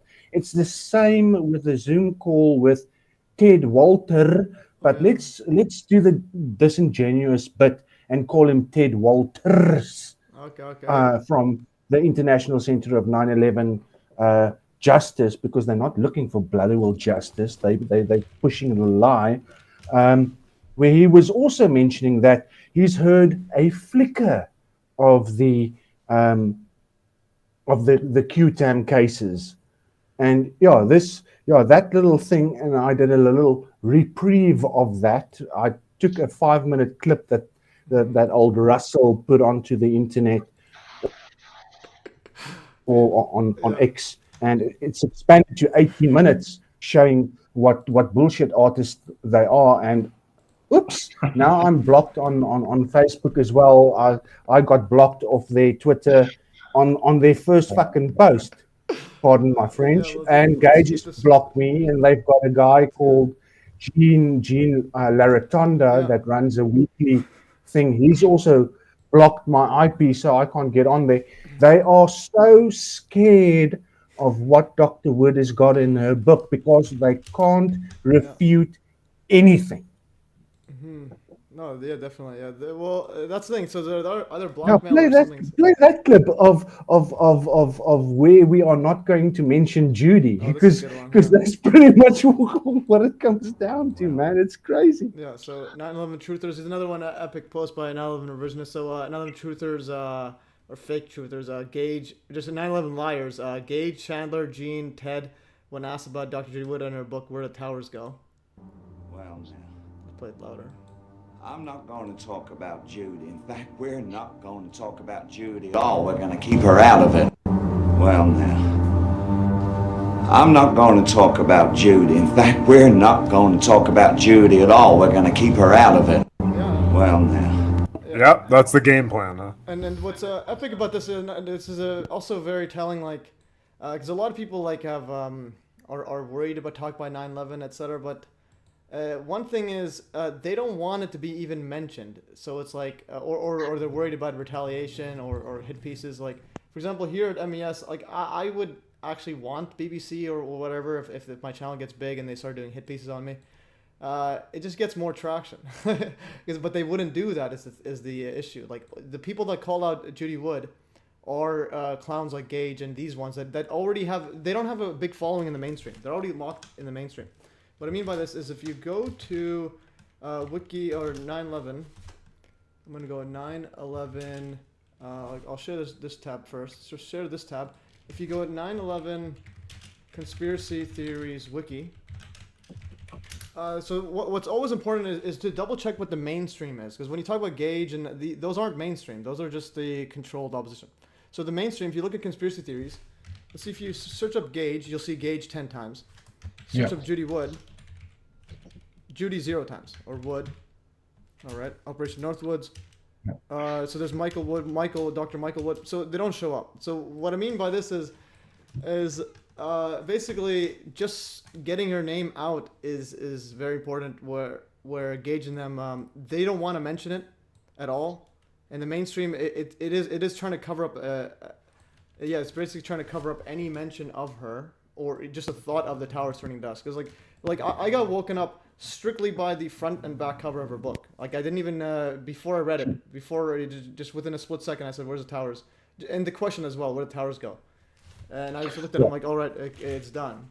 Matthew, there's the story about Abraham Fitz Rodriguez trying to enter Judy Wood in Wikipedia. Yeah, and they deleted. She got deleted, and I've written about that on my blog. And there's a whole, you can follow all the moderators how they try to justify that. And as I'm aware, she's the only individual who is not allowed on Wikipedia. Yeah, seems so. Yeah. Well, there's a lot. There's several other ones. If you go to, for example, a COVID one. Well, before we get to that, so I posted those on Twitter actually 2017, and I wrote. Let's go on. I made my own. I will say I'm referencing prior to COVID. I haven't done a search on anybody basically since the COVID situation, so I'm sure there's a lot more since then. Well, not necessarily that many, but like specifics. Like for example, if you go to COVID conspiracy theories wiki, so the ones you don't see are the no virus people. Like they'll have the biolab. So for example, you go biolab, bioweapon, etc. There's 58 times. But if you go to Kaufman, for example. No, Andrew Kaufman's not there, or even Thomas Cowan. Yeah. Cowan is not there, or actually no, he okay. We have Cowan there. Yeah, so he's interesting. I think the holistic one agrees allegedly. Oh, caused by 5G. So they have this one claim because Cowan has a bit. He's a bit more out there than Kaufman. But if you go to isolation, so there's no debate on virus isolation. But if you go to I made one COVID video on my thingy, and it was on review of COVID virus isolation. So I did a 3-hour one. I went over the main paper, 3-hour, and then I have a whole bunch of sections on it, because when you look at the actual paper, there's no real evidence for anything. It's just like a little particle that's like dead, and so I'll show you. I'll show you. I mean, I also have to show this. So when someone talks about viruses and like deadly pandemic, etc., what you're actually saying is that, like this little thingy, this is called isolation. So you have this electron microscope dead. Yes, that's like electron microscope image of dead particles that are heavy metal stained, and then they say these little particles. So if you see this one right here, and if you zoom in, they say this virus somehow kills people. But there's no evidence of it actually even moving. Like there's no video, anything. It's just little images of something, and then they say. And then if you look at the cytopathic effects or the cell cultures damage, just have a blob like this, and there's like a little damage there, whatever this is. And then this is considered isolation. And then from there you can lock down the world. All this virus isolation issue reminds me of, let's say, Dr. Wood. Huh? I draw a parallel. Let's call it the second level cover-up, how RealityAXIS defines it. Yeah, that's epic. Honestly, I haven't, let's say, I haven't made up my mind of if the virus exists or not. Well, another thing is whether it exists or not, there is no common sense test to do to see what it does. Like for example, instead of they don't do tests on how masks are or lockdowns. They just assume it's deadly, super dangerous, so you have to lock down. So there is no, and they also, if you want to go, let's say there's someone tests positive for COVID, or when they had the hospitals, when you had COVID people there, they wouldn't do tests where, let's say, have someone healthy like you, or just go walk in there without a mask or anything, and just talk to them. They don't do that because they say it's too dangerous. So they already have the assumption that the virus is deadly, and it's never challenged. And they've actually done it's similar with not just this one, but for everything. Swine flu, for example. I mean, not swine flu, the Spanish flu.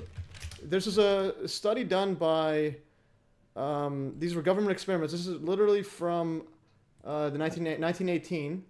What they would do is they would get secretions of, like, let's say people that have quote Spanish flu, and they would put them in people's eyes, mouth, and whatever. Yeah. All like there was no appreciable effect on any of them. But even still, the paper says, oh, it's probably they were surprised why nobody was sick, but they're like, oh, it might be because of they were somehow immune or something. So whatever the result is, they'll just assume that the mainstream. We'll just assume that the virus is there. So it's like, yeah, maybe just to reiterate what you're saying, as far as I understand it, it's correlative, not causative.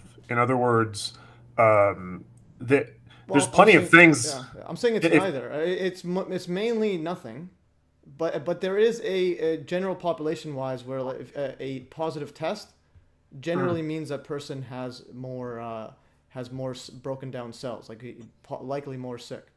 Right. Well, what I'm trying to say is you have two factors present. So someone has symptoms, and then a virus is found. They are trying to make those two correlative just because they seem to be existing in the same body. But it's as correlative as oxygen or water, or it's just because you find oxygen doesn't mean it's causing you sickness. Oh yeah, right? But I'm saying there's nothing found. So that there's never been a single paper or study done where, let's say someone has a quote virus. There's never done where you take it strictly from that person's fluids. The mainstream reason is, it's because there isn't enough virus. So it's assumed to be there. Oh no! Before we get there, before how they detect it, or they say they take it, put it inside another cell culture to grow, but then they say it can't grow on its own in a cell culture of its own. So it needs to put some other type of cells, so you'll get some monkey kidney cells or human cancer cells. Mix it inside whatever that snot that you took in. First you spin it, put it in there, and then from there you're gonna continue on. Seeing what happens, and then eventually so in other words, you're gonna mix in with a whole bunch of cells, and then I just gotta see if I can break that down somewhere, and so you never get it on its own. You get it right. The virus is not ever found in isolation. It always needs a body. Well, I mean, it's never taken from anywhere. So like if you take, let's say you assume you have a virus, you'll take it from your snot, and then they will centrifuge it, and then they'll take a certain density from it, and then put that inside a cell culture of like monkey kidney cells or cancer cells, because they say, cancer cells grow fast. So then I'm just gonna see if I can share this. Okay, share this. And then they'll say and then from there you can do a whole bunch of other like very complex whatever they're doing, like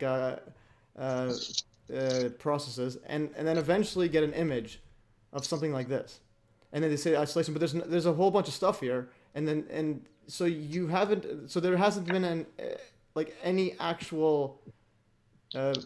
There's no actual particle detected that's taken from a person, and that you know what it is. This is just a bunch of random stuff. Yeah, sure. Then you have people like Stefan Lanka who have done the experiments repeating the actual procedure, which is done in virology to supposedly isolate the virus with no virus present. He has done all the procedure and found the same effects, basically breaking down of the cell culture because of antibiotics and all the stuff they put in there. Yeah, I know.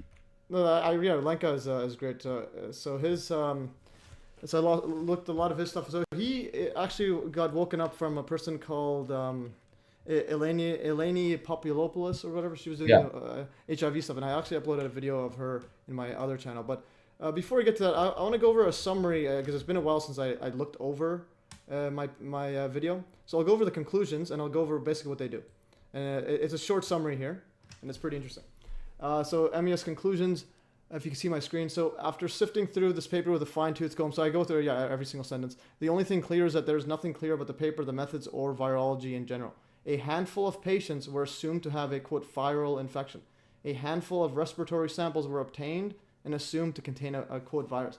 Genetic sequencing, aka a listing of molecules and comparing with public databases of other genetic sequences, was used as the basis for identifying the quote, new virus. So basically, whatever they're doing the genetic testing, that's the actual quote, virus detection. Respiratory samples were heavily processed, centrifuged, mixed with chemical preservatives, grown and regrown in cell cultures derived from cancer patients, stained with heavy metals, washed with saline solutions, embedded in resin, cut in ultra-thin sections, and placed in high-powered electron microscopes. Optical light microscopy images showed non-persuasive information, to say the least. That's that image of that cytopathic effect I showed, which is basically nothing. All right, someone wants to join the meet. It might be, Janice. All right, so we have Janice joining the meet. Is this Janice or is this Richard? Actually, we'll get to this in a bit. Okay, I continue on with my reading. Right here, yeah. So electron microscope images show dead particles which are assumed to be, quote, virons. And then besides requiring further research into this, quote, genetic sequencing science and being performed, there's not much of any significance presented in this paper, and much less what would be expected to declare a, quote, pandemic. This is the official paper that I was going over, where they pretty much locked down the world. So mask up and vax up the world. But there were some interesting numerology here, actually. So interesting, there was some peculiar timing of this whole COVID psychological operation, and PSYOP it most certainly was. Basically, December 1st, 2019, China's new strict vaccine law goes into effect. And then patient 0 was on December 1st, 2019, started to have symptoms. And then December 31st, just before New Year's, China CDC sends a rapid response unit to Wuhan. And also, if you rearrange Wuhan, it's an anagram for a human. So human, so it's like a human contrived mumbo jumbo. And now, of course, the paper ends with and also if you read the paper as well, they literally end with the now commonplace brainwashing propaganda of urging the public and governments to prevent, control, and stop the spread of COVID-19 and COV, etc. So they literally say the same thing. But anyways, that's me going off on a tangent. Why in 2023 are we calling it COVID-19? That this makes zero sense in the history of any virus. Actually, they weren't called that in Spanish flu. Yeah, you're right. That's an interesting observation there. I think they wanted to throw that 19 in there for the 9/11. In 2020, it should have been changed. I mean, going with the way things have been done, it should have been COVID-20, COVID-21, COVID-20. If you want to be consistent, but it hasn't been consistent from the start. No, but what do you mean? Because I thought you meant because like Spanish flu, nobody says Spanish flu 1918. That's what I mean. Right. No, but I'm saying that the reason it was called COVID-19 was because of the year 2019. Well, and following that, it should be... Oh, no, it was when it was detected. That's when they... So if you look at the mainstream, they said... Right. The anagram is a coronavirus identified in 2019. But viruses mutate. So Yeah, the yeah. following year, they should have updated the, we have a new problem, but they're this still is- 4 years later calling it COVID-19. Okay. Okay. So Janice S raised the hand. Okay, that's the first time someone's raised the hand politely. Janice, open queue. What does that mean? All right, Janice, you We're want? looking at a picture of a penis shooting an airplane at 2 towers right now. Yeah. Okay, so I don't know how that works. How did Janice get on the live chat? All right, close that. I don't know, but seems kind of trolly. Yeah, and how do I close this? And then how do I present this? How do I get out of this? Stop, resume presenting. All right. So how did Janice get on the live chat? That's How about give a boot?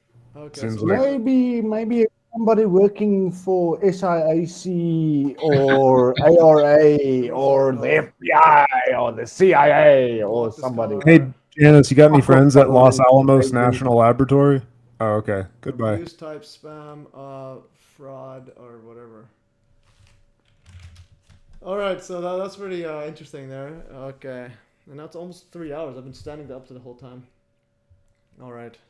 And let's see what else is there. Yeah, but so the hardest part of the COVID paper is actually figuring out what they're actually doing. So if you go through my video, a lot of it is just figuring out what in the world are they doing. The amount of like going from start to finish, and there's not a clear step-by-step process of of what in the world they're doing. They're just mixing in a bunch of chemicals, a bunch of like literally cells from all over, and then mixing it all together, and then taking an electron microscope of something. It appears to me that they're using the Stephen Jones scientific method, which is that you start with a conclusion and then you work back, you cherry pick data to fit that conclusion. Yeah, no, well that is true, but the cherry pick, but this one it's like there's nothing even to cherry pick. They just MES, you've got to be careful talking about. You've got to be careful talking about this kind of stuff. Otherwise, this is going to be taken down. Yeah. So don't be careful. Be careful. Yeah. So yeah, we'll have to be careful. Okay, so we will. Well, my video's still up, my COVID one.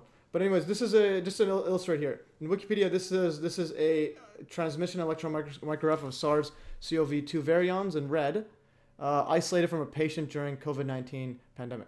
So this is isolation. So if this is isolation, I have a bridge to sell you. All right, and let's see. Oh, whoops! Did I close something? Did I kick somebody out? The tab is not visible anymore. Oh, the tab disappears. Okay, so that's good. Good to know. I thought that everything blew up. All right, just want to check in on the stats, and then we'll see how much longer we can go, because I don't want to stay too long. But you guys, if you guys want to stay, we could probably have the stream still going while you guys do your thing. But I want to get to. Okay, so I'm sharing this one, and then I want to go RealityAXIS actually. So initially I thought that Janice was RealityAXIS his wife or something like that. I was just I'm like, oh okay. Then the I'm like, or he's probably using. I thought he just. I assumed that he was using someone else's stream. So speaking about the directed energy, so if you've seen RealityAXIS, the videos are a bit hard to follow along, but some of the content is absolutely ridiculous. I've never seen a lot of the stuff in this, and also and field interference. So you're the one. I think you're the first person I mentioned where you had those 3 columns turn to dust. That you noticed that. Then remember the spire. Then there was the 3 columns beforehand. No, but remember, there's also a very important backstory to this, because this gentleman used to work for Gage as a video editor and all of this kind of stuff, and he then saw that they are obscuring the real truth, and he then left. And I don't know how long it took for him. I wish he was on tonight, because I would like to hear his backstory. Someone else is trying to join in. Mitchell Kane. I'm just going to say no. Rather not. I think it's going to be a bunch of trolls. I think people now have the clue that they can just join, and you'll think it's someone else. Where the hell do the people get the link? Someone's trying to join the link. Okay, so Mitchell Kane. No, how do I exit this? Okay, so you're not getting on Mitchell Kane. View.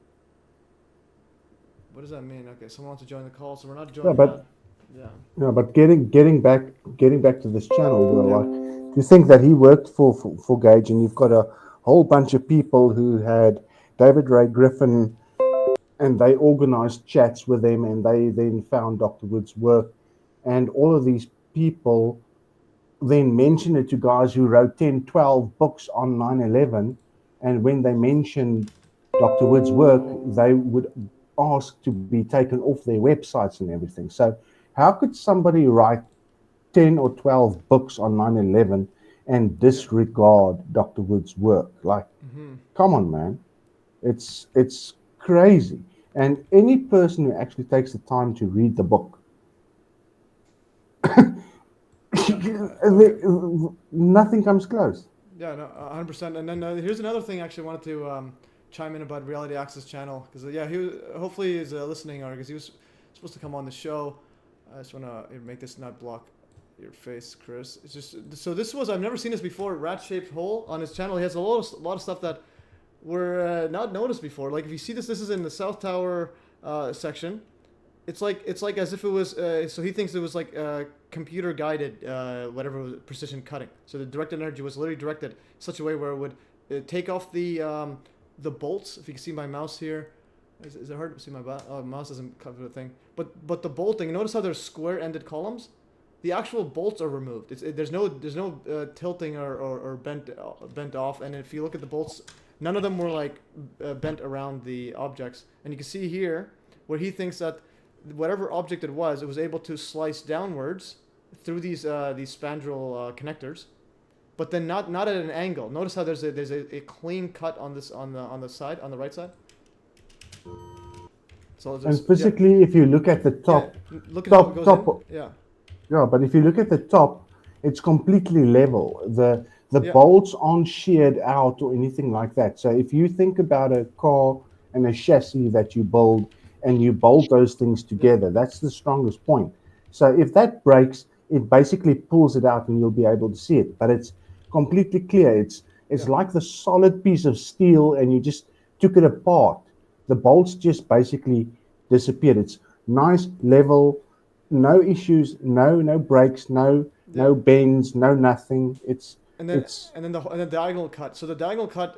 So he made the observation that because it's not as clean as these other ones, like the vertical down and left, there was some sort of like whatever device that was being used to direct energy accordingly had the issue of going diagonal. So it's like more of a it wasn't like. Well, I don't know about that. I mean that seems to me a bit more like thinking it's some kind of beam. Oh no, I mean the way it's directed. Like so when you say beam, the bolts inside are removed, not the actual thing. So like so you're able to direct the whatever the directed energy weapon in such a way where not the columns but the actual inside. Like if you see my mouse there, he has it in the other video on his RealityAXIS. This one he told me that he was dwelling on this for like years before he finally says, "All right, let's just upload it." This is the square-ended columns here. I think this is weaponized. If you have a look at a lot of these, the actual bolts are removed, and the bolts are like much harder than the actual structural steel. Yeah, I agree to that. That's a good find of yeah, you've seen that one? You've seen these ones? Yeah, I've seen those. And, I just want to reference that we see in many cases material-specific reaction. So perhaps there's, it's some sort of an alloy in those bolts that's being attacked. Yeah, see if I can but also the other aspect that it brings out in these videos, the one that's the most eerie is the one with regards to the firemen.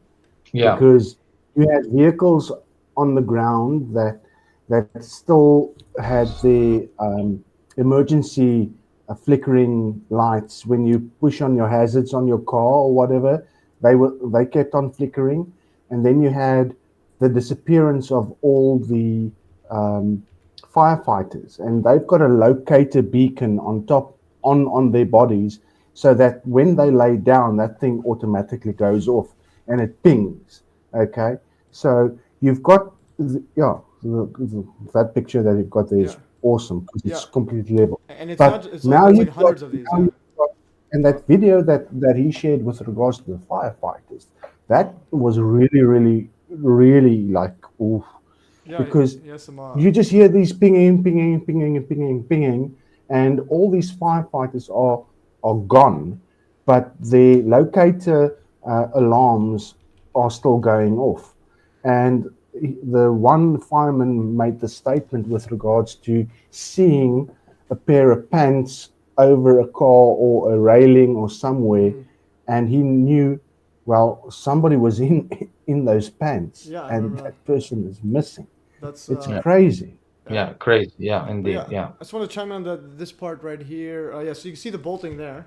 But yeah. So the part where he says, this part, the cutting there, I think he might be right. But yeah, I understand that it's a bit out there, just because like these vertical ones. There's not just this one. There's a whole bunch of only vertical, but then the side slicing, it doesn't look like it was bent off in any way, because it's like perfectly flat, and then there's just like this weird cut across.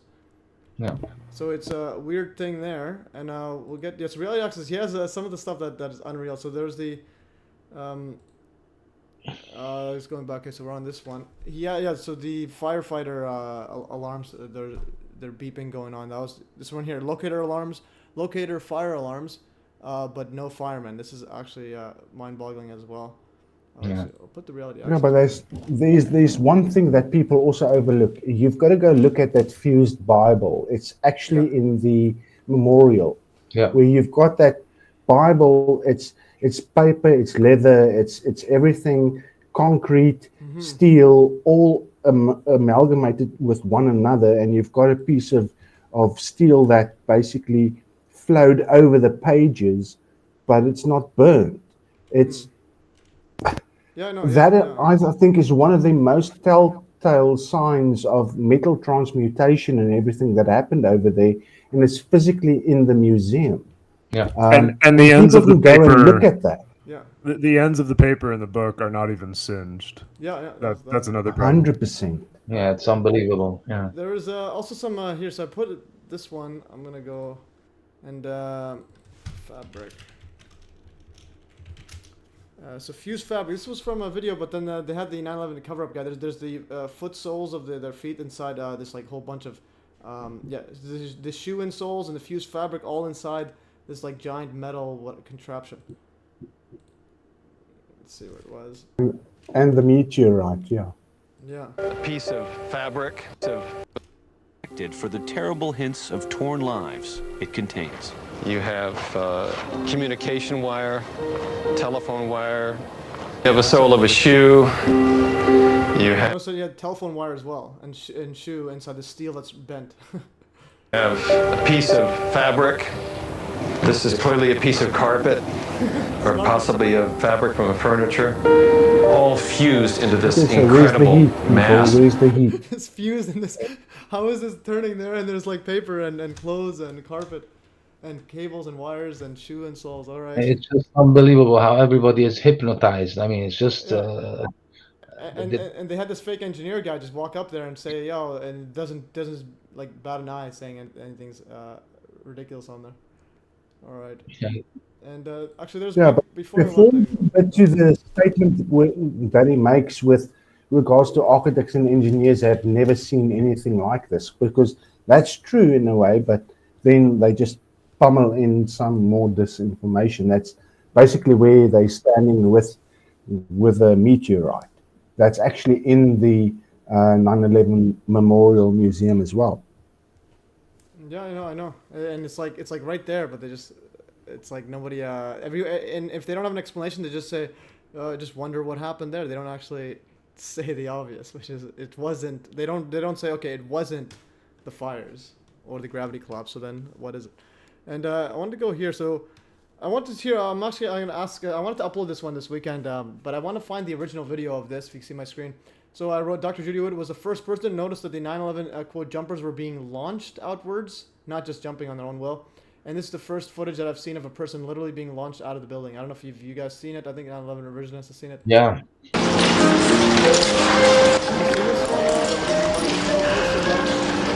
Yeah, I have.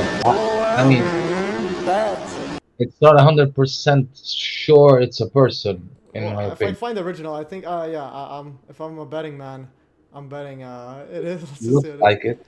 Oh, I'm gonna go super slow. I'll make it. Okay, we're gonna go. I have it 0.7 speed of slow motion. So it's gonna be like 0.00. Okay, we're gonna go frame by frame and see what happens. All right, it's gonna keep going. Is it going? It stopped.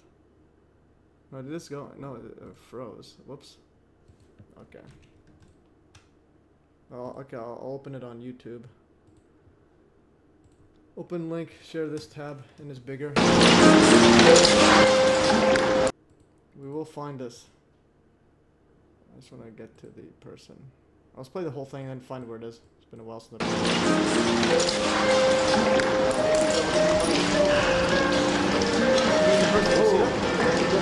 Anybody see that? It's something, yeah. I don't know.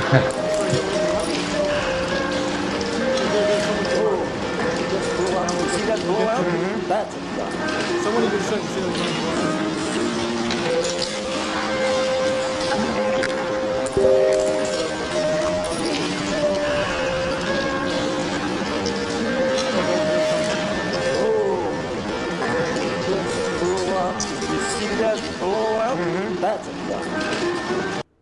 Yeah, that's a person. That's a person being ejected. Let's see. I just want to see it. Yeah, because I'm pretty convinced. You see his arm and it like bends a tiny bit. Let's see until we. See an arm, but yeah, maybe now. Wait, let's see it. Just keep an eye on. So I want to find. Okay, there's the guy. There's his arm. There's his chap. Yeah, I must say it looks like a person, but okay. Yeah. It is hard to tell, but I do see what you're talking about as far as what appears to be an arm sticking out. I want to find the original video because like I want to upload it merely just as a question because I think if I was a betting man, which I used to be, I would put it on.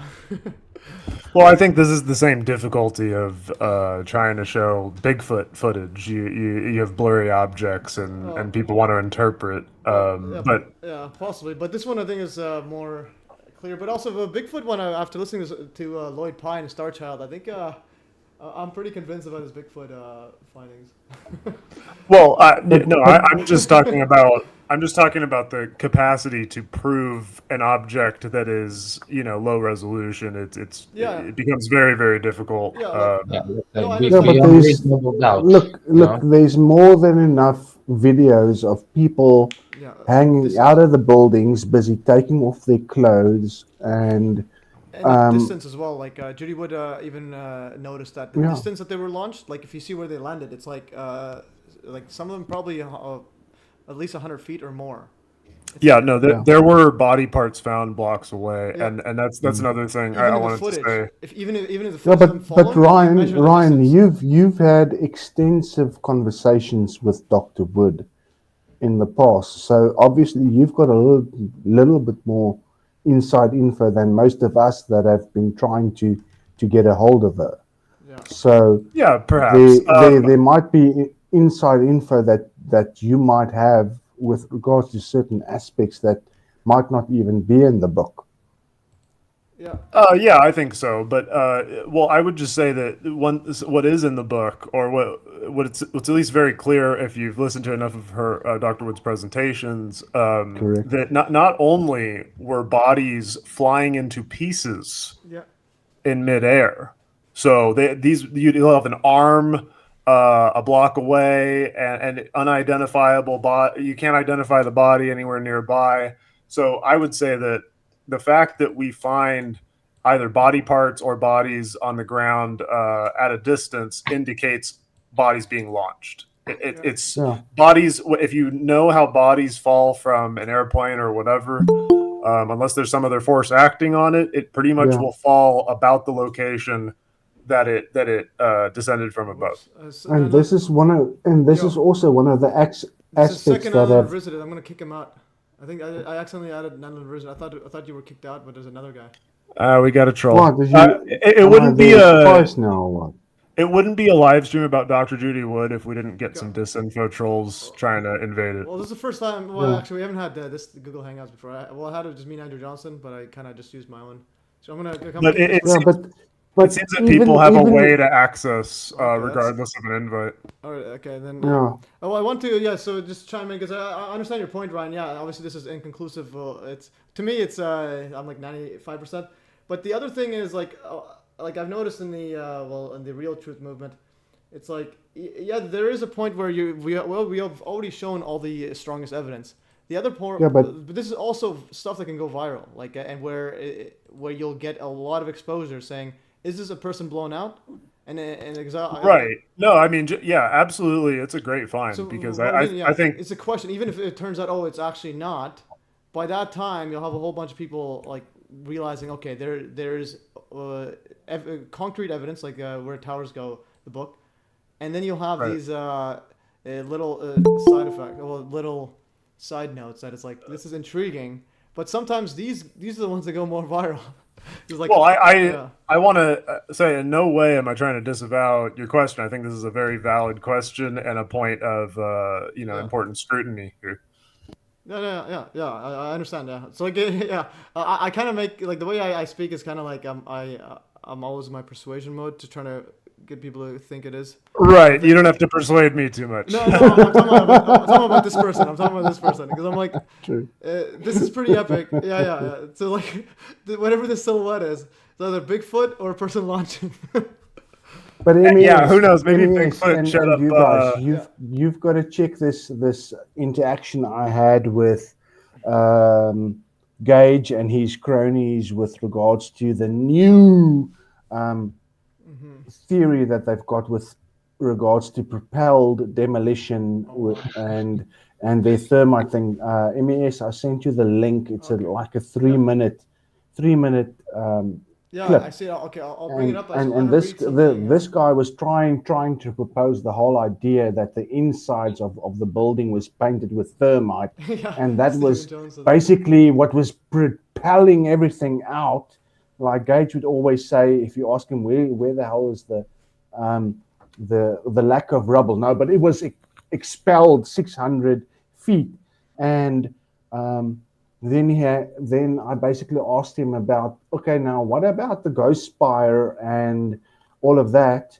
And he basically just fell back on the whole idea of, well, I have no idea how the hell that disappeared, and also then stated the fact that they found no molten metal in the core columns and all of that. So watch the question answer aspect in this 3 minutes, and you'll just see how they actually debunk themselves. I'm just gonna lower my chair. I've been standing the whole time. Let me just. No, I told you to get a chair. No, I have a ball. I have a standing desk. Because we can go for 10 hours and just debunk these guys. Yeah, I know, but I don't want to stay for 10 hours. Okay, I'm just gonna lower this a bit. I just want to put my headphones in the way. 1 second. All right. The thing is, as soon as people just start thinking about things, man, don't like. I've interacted with so many people who know the word thermite, but they've got no idea how thermite actually works. Thermite is like a birthday sparkler. I think it's fine. All right. So I have a. All right. So I have a standing desk, and I'm sitting.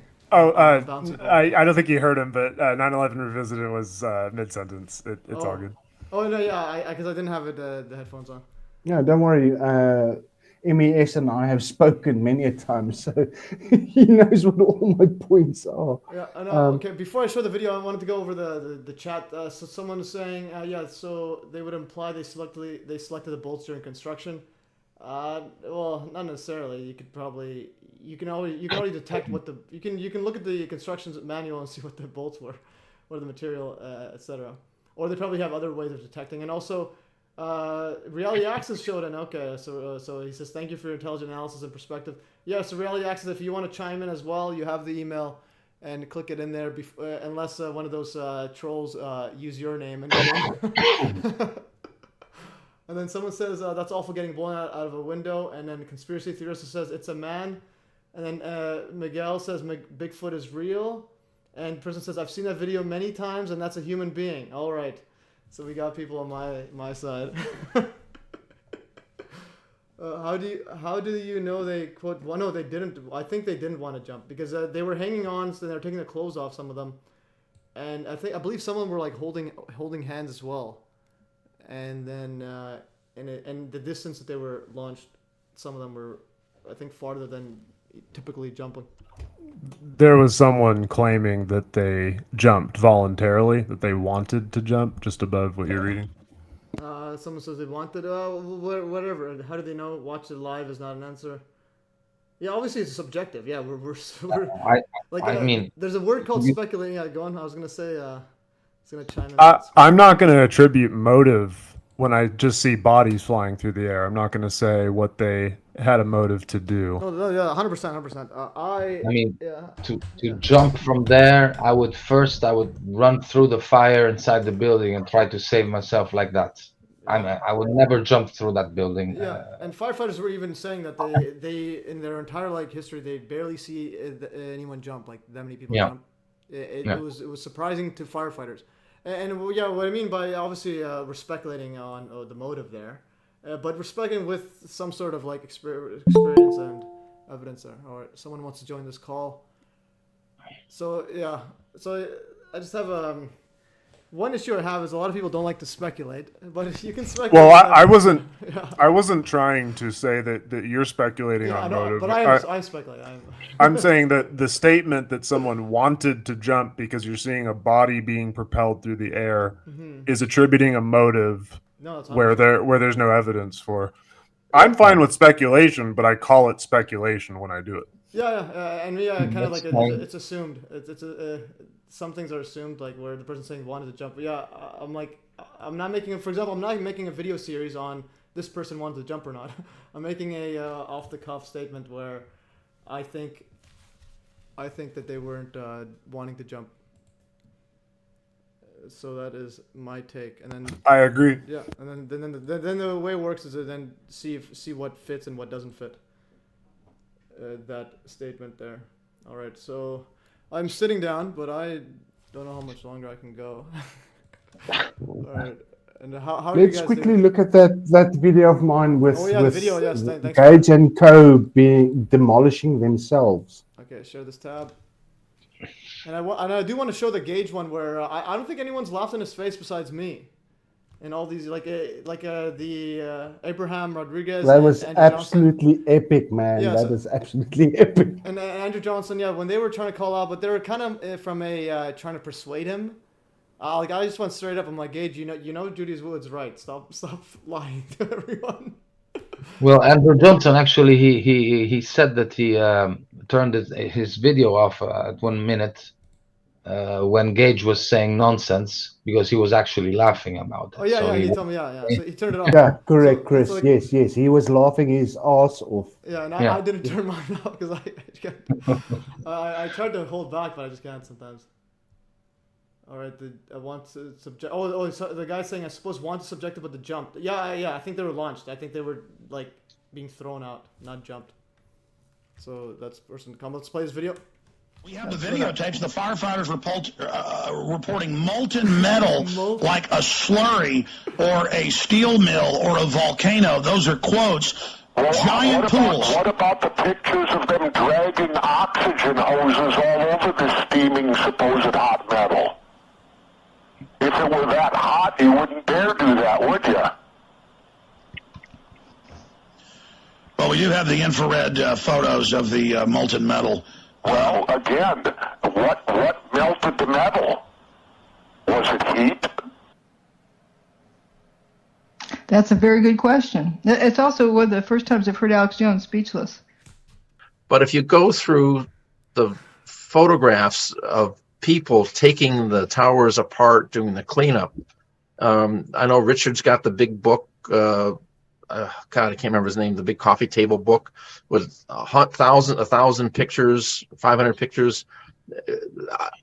During the cleanup, nobody reported seeing melted steel in these core columns. So we don't know when and where they were actually destroyed. And just like we don't know where the flight data recorders went to that they were reported.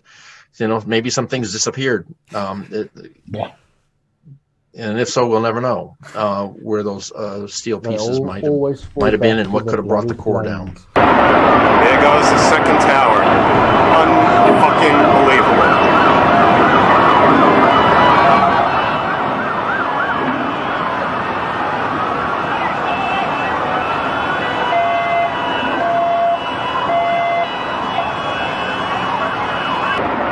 There goes the second tower.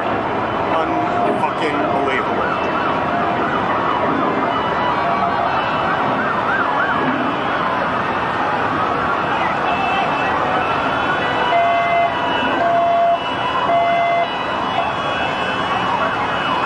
There's a whole lot of evidence and very weird things that happen at the World Trade Center. Okay, there are about 10,000 file cabinets that are missing. There's about 20,000 floor trusses and 220 acres of metal decking that's missing. The question is, where did it go? Yeah.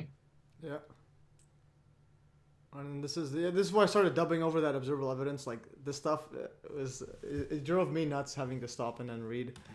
I needed to put.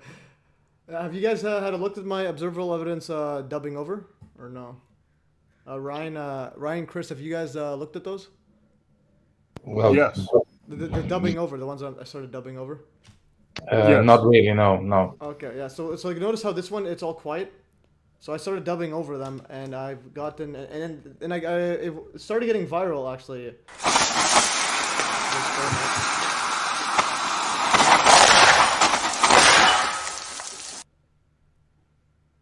All right.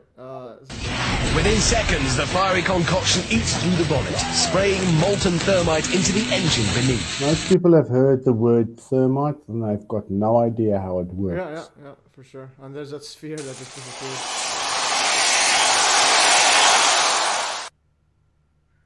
Actually, the sphere didn't disappear. It was still there, dude. Yeah, that's It was the sphere, completely still Yeah, there, no, it's just right there, didn't slightly dented. Yeah, which is ridiculous. So I was gonna show some.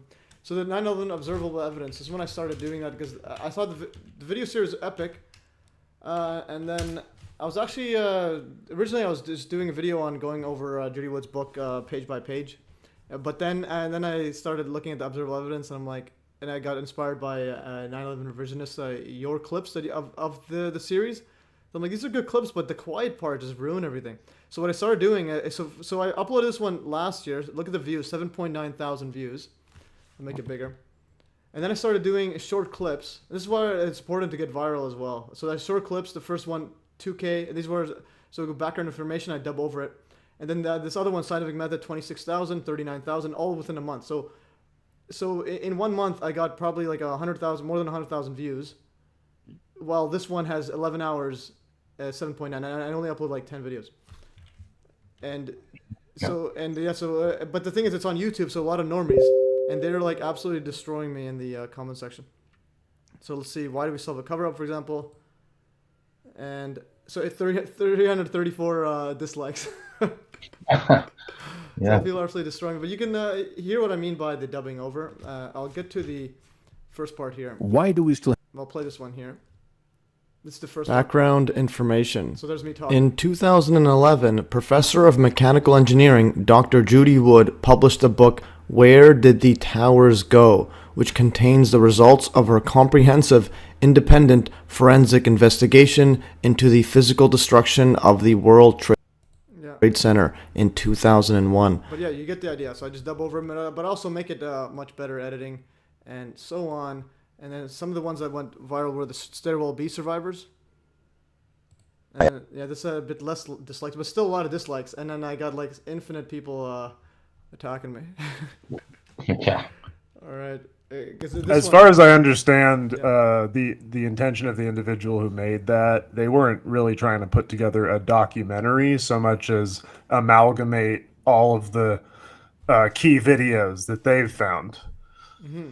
Yeah.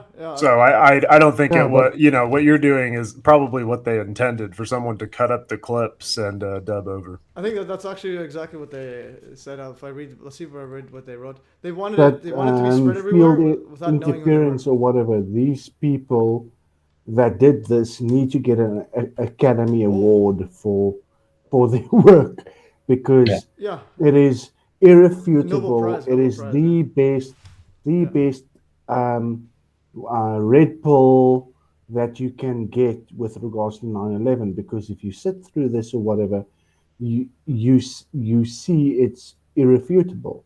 Yeah.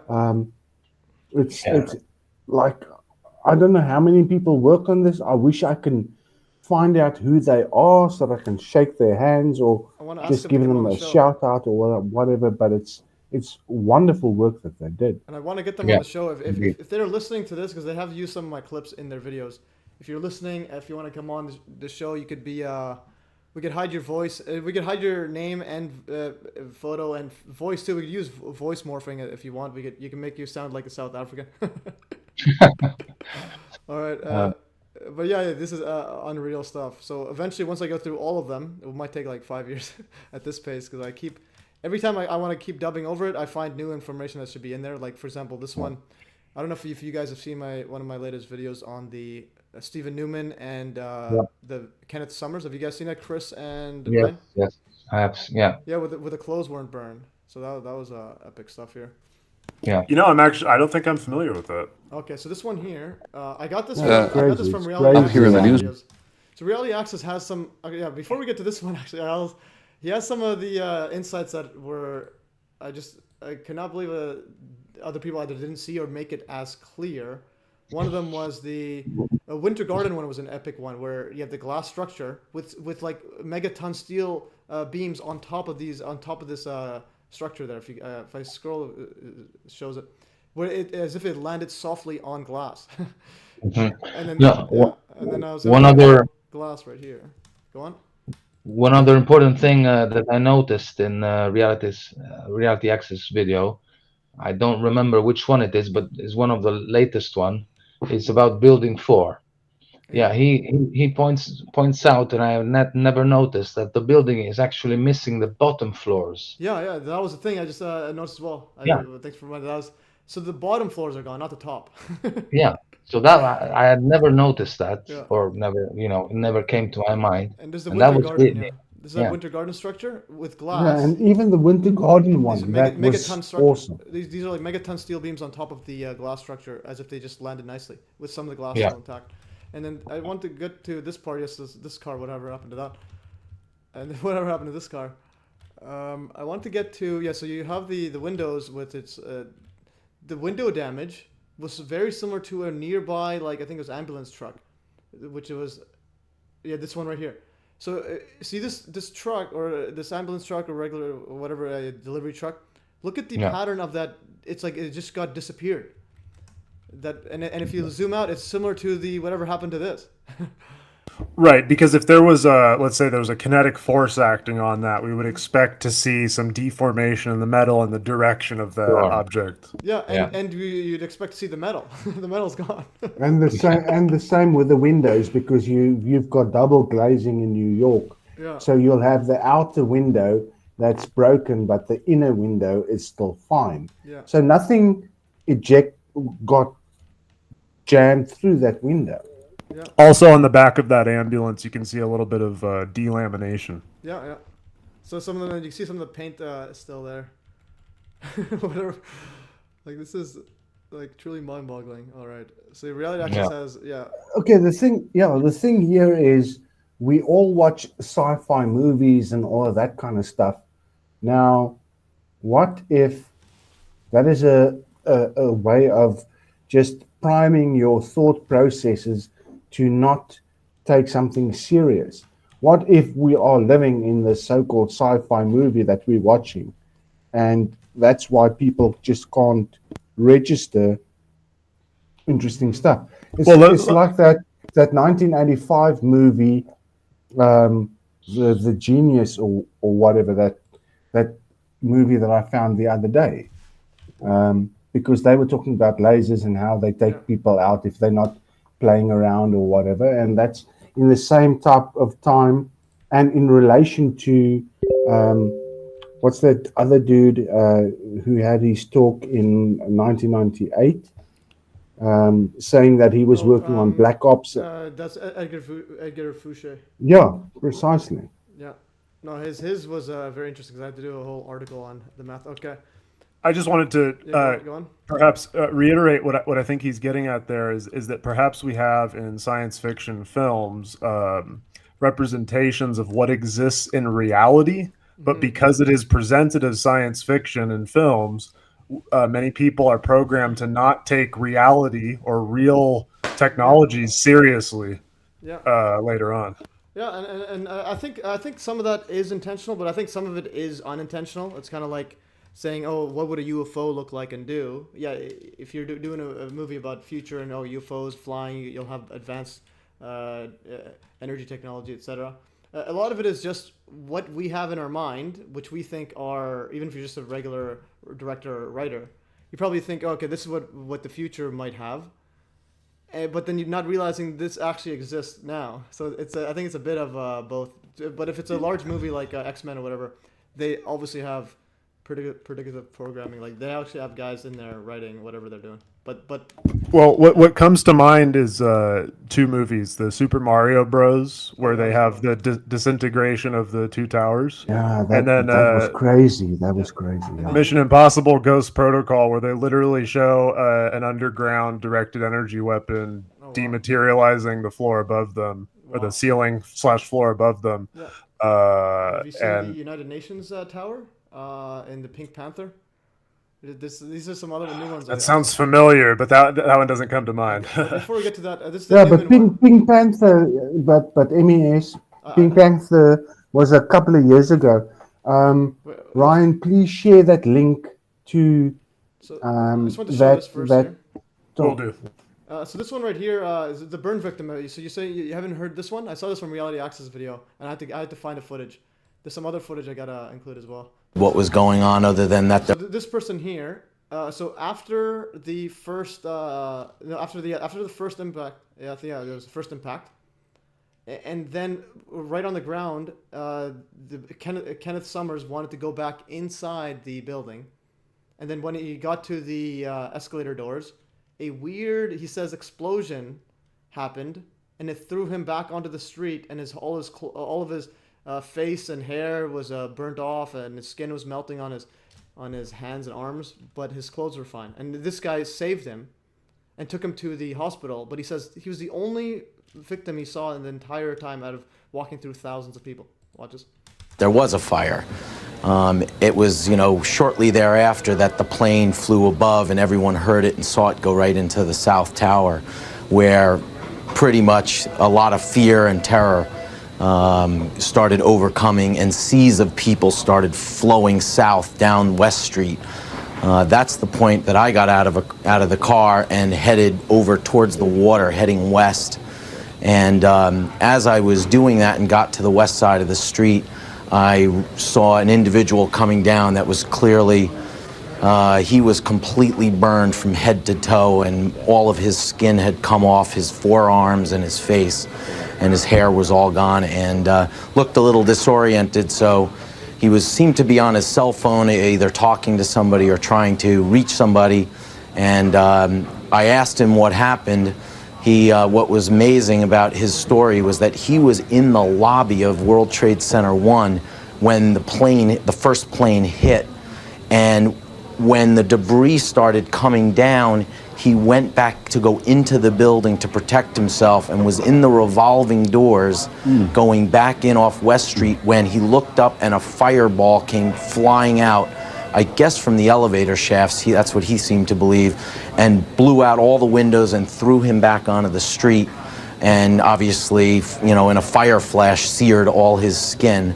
But apparently nothing, all his clothes, none of his clothes were burned.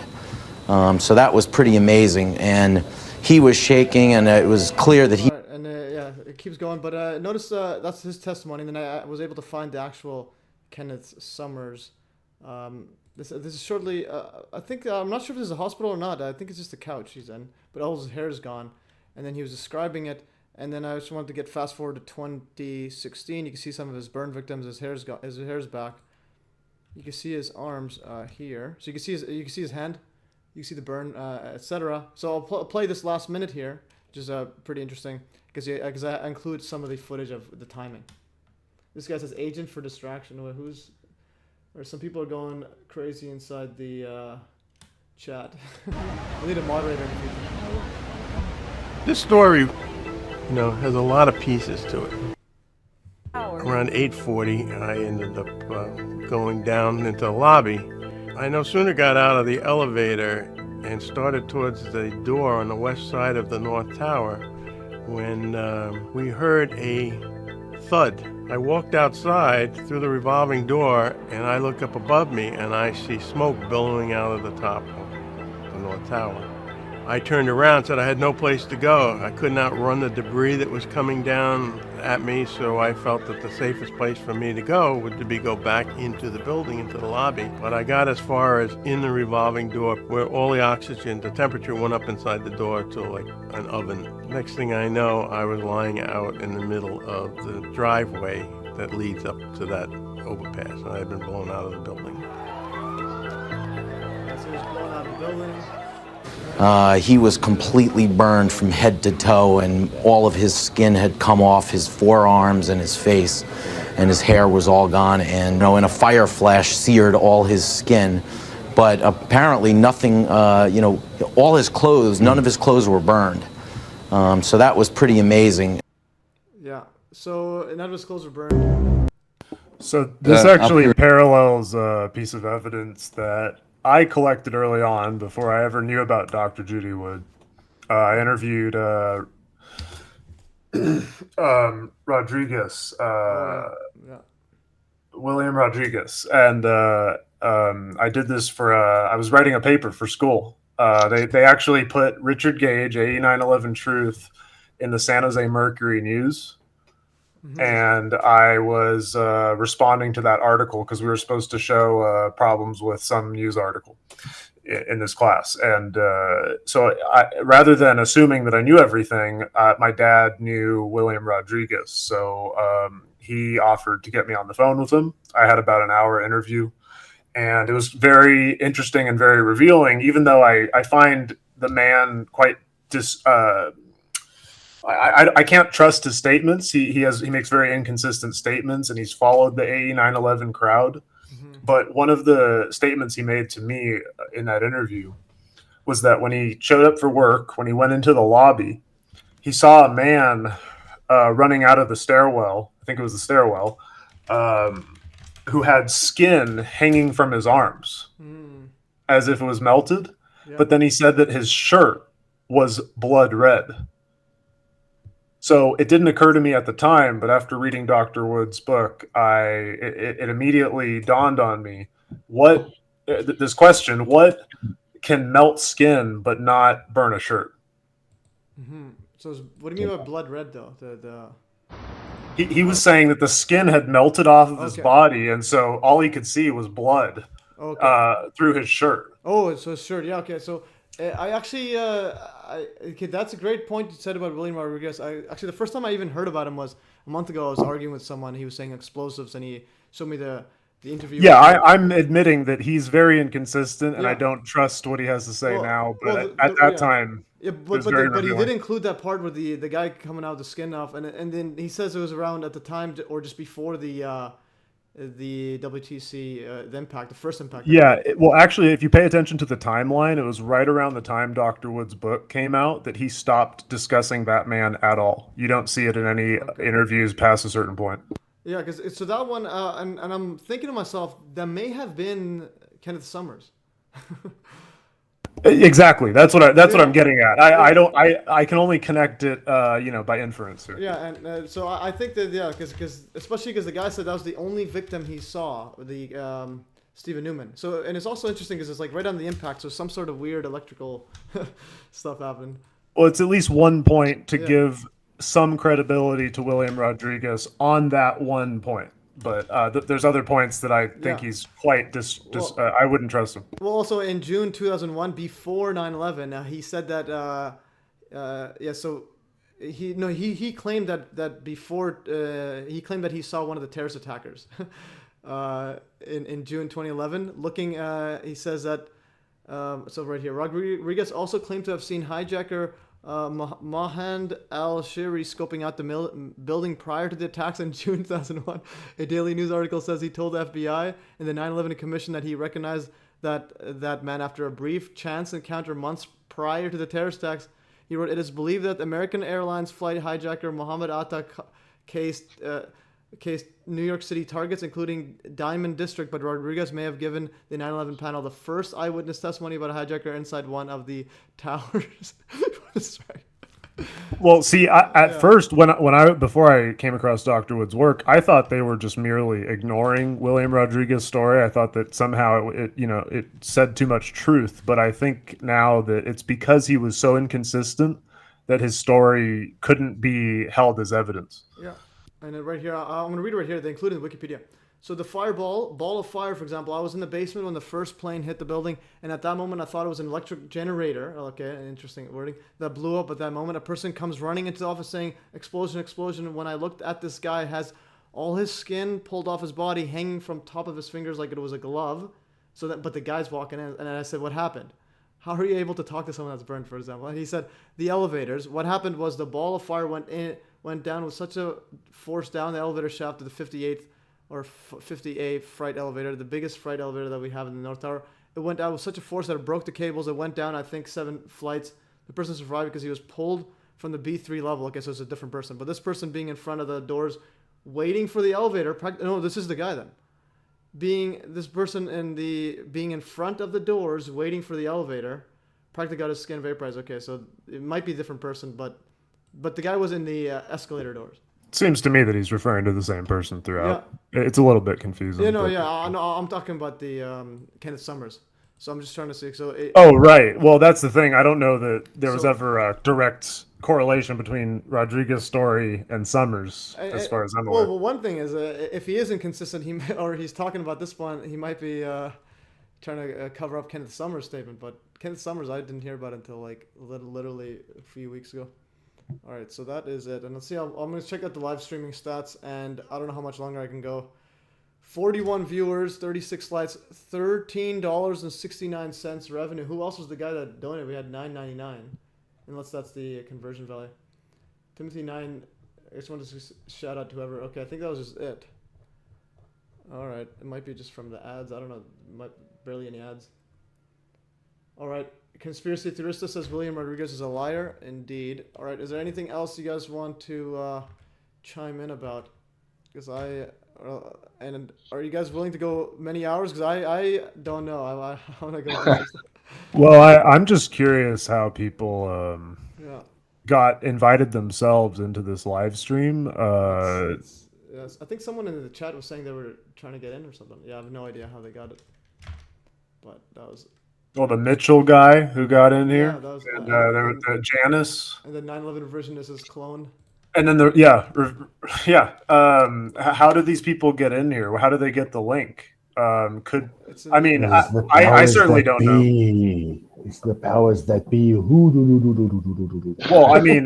what I'm saying is, what I'm trying to get at is who would have access to the link? Is it that MES has his email hacked? Is email, it that Telegram? That's it. Email, Telegram.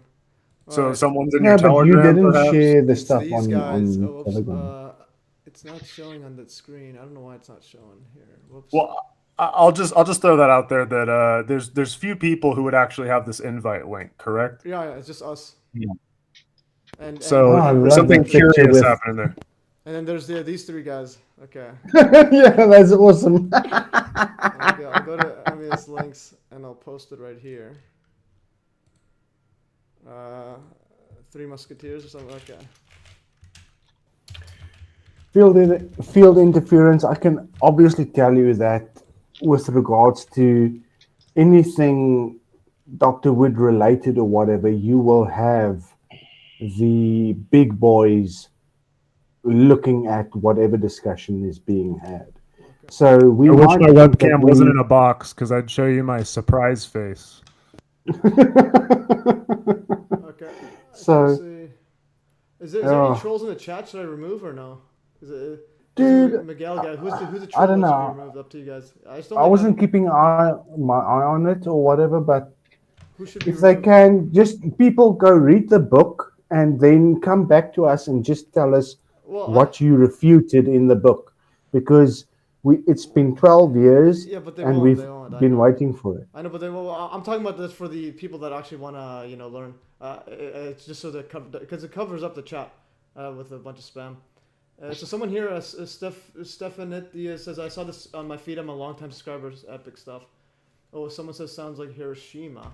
So interesting thing about the Hiroshima, and here's the one going. So first, so Ryan, you said you didn't see that Kenneth Summers guy. Now there's another one. So the UN building. This is the Pink Panther one. The timing is pretty interesting. So Pink Panther 1976 Strikes Again movie literally has a UN tower hit with a dew. And interesting timing is WTC 1 was opened on December 15th, and the movie was released on December 15th, exactly 6 years later. And another thing is interesting is the WTC construction began on, I believe it was construction or Hiroshima. So you know how Judy Wood calls 9/11 the new Hiroshima? Hiroshima. Yep. Yeah, so what's interesting is the WTC construction began August 6, 1968. And that's the first Hiroshima bomb, August 6, 1945. So that is some mind-boggling coincidence right there. And she calls it the new Hiroshima.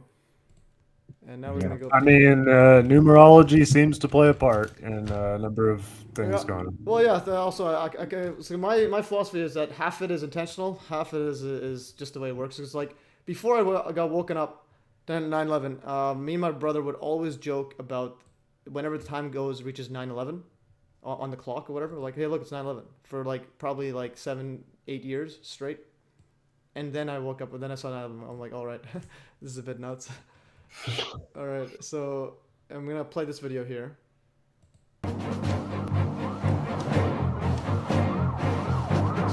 Panther 1966.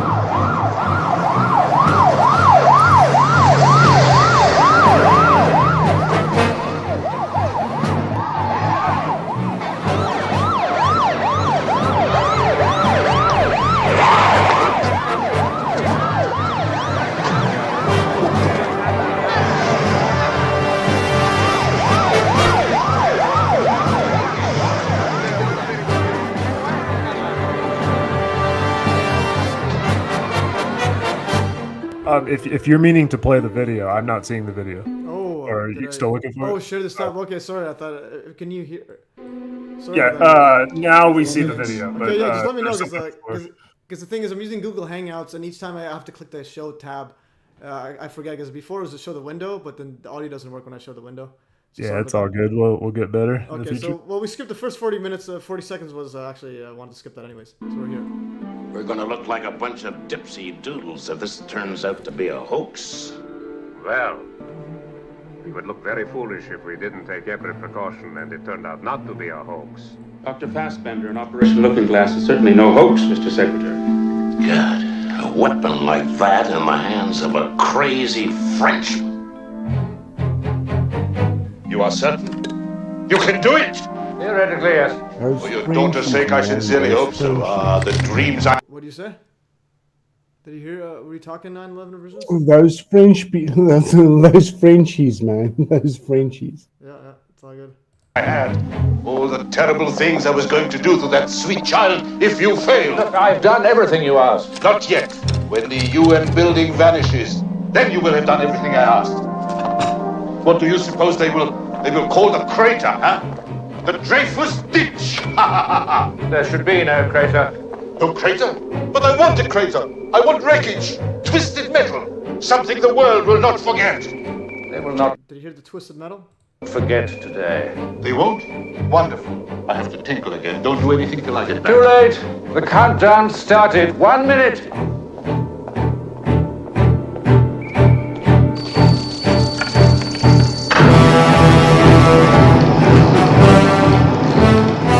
Wow, this is a great callback to the Superman with Nicole Johnson.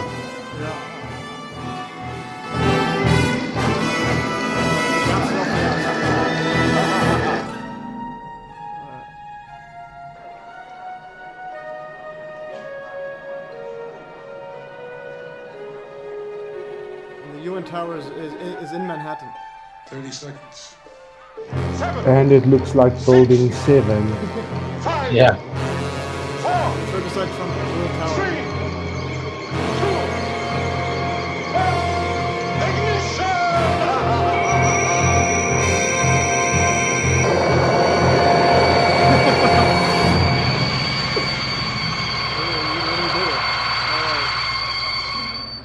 What's the title of this? That's Pink Panther. I'll send a link.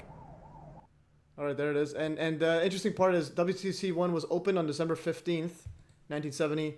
The Pink Panther movie was released December 15th. So it's like they Yeah, but, transported okay, the building.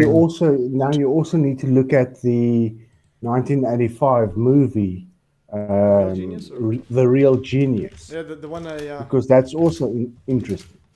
I was going to say that they made it look like it got teleported to another dimension. Yeah, and that is pretty much what it did. All right, this is 8:20 minutes. We'll play some of it.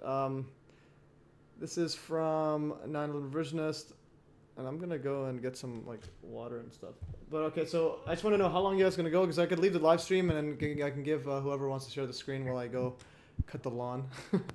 I could go for too long, but I don't mind reconvening another time. Well, up to you guys. So Chris. Yeah, it's kind of late here. You're good there? You're good, or you wanna, or how long can you go for? It's kind of late here now, so I think I would like to stop now. Yeah. Oh, okay, so you want to stop Yeah, now? Chris, you're pretty much on the same timeline as me, also very late, but just listen to the Edgar Fouché story, and then just the initial. Yeah, we could close out for on like this 5 minutes or Okay. so, because that'll give you a good idea. All right, guys. Yeah, I think that's a plan, because I can't go any longer. So I'm gonna play some of these clips, and then we're gonna close it off. So yeah. So now the Revisionist, I know you can go for like 5 hours, but we need to be able to have. I could go for 2 weeks if you want. Yeah. All right. It's 2 weeks. You're a lightweight, man. Right. 2 months. Hey guys, last video. Okay, RealityAXIS, great work, everybody. Guys, last video, and then we're gonna call it quits.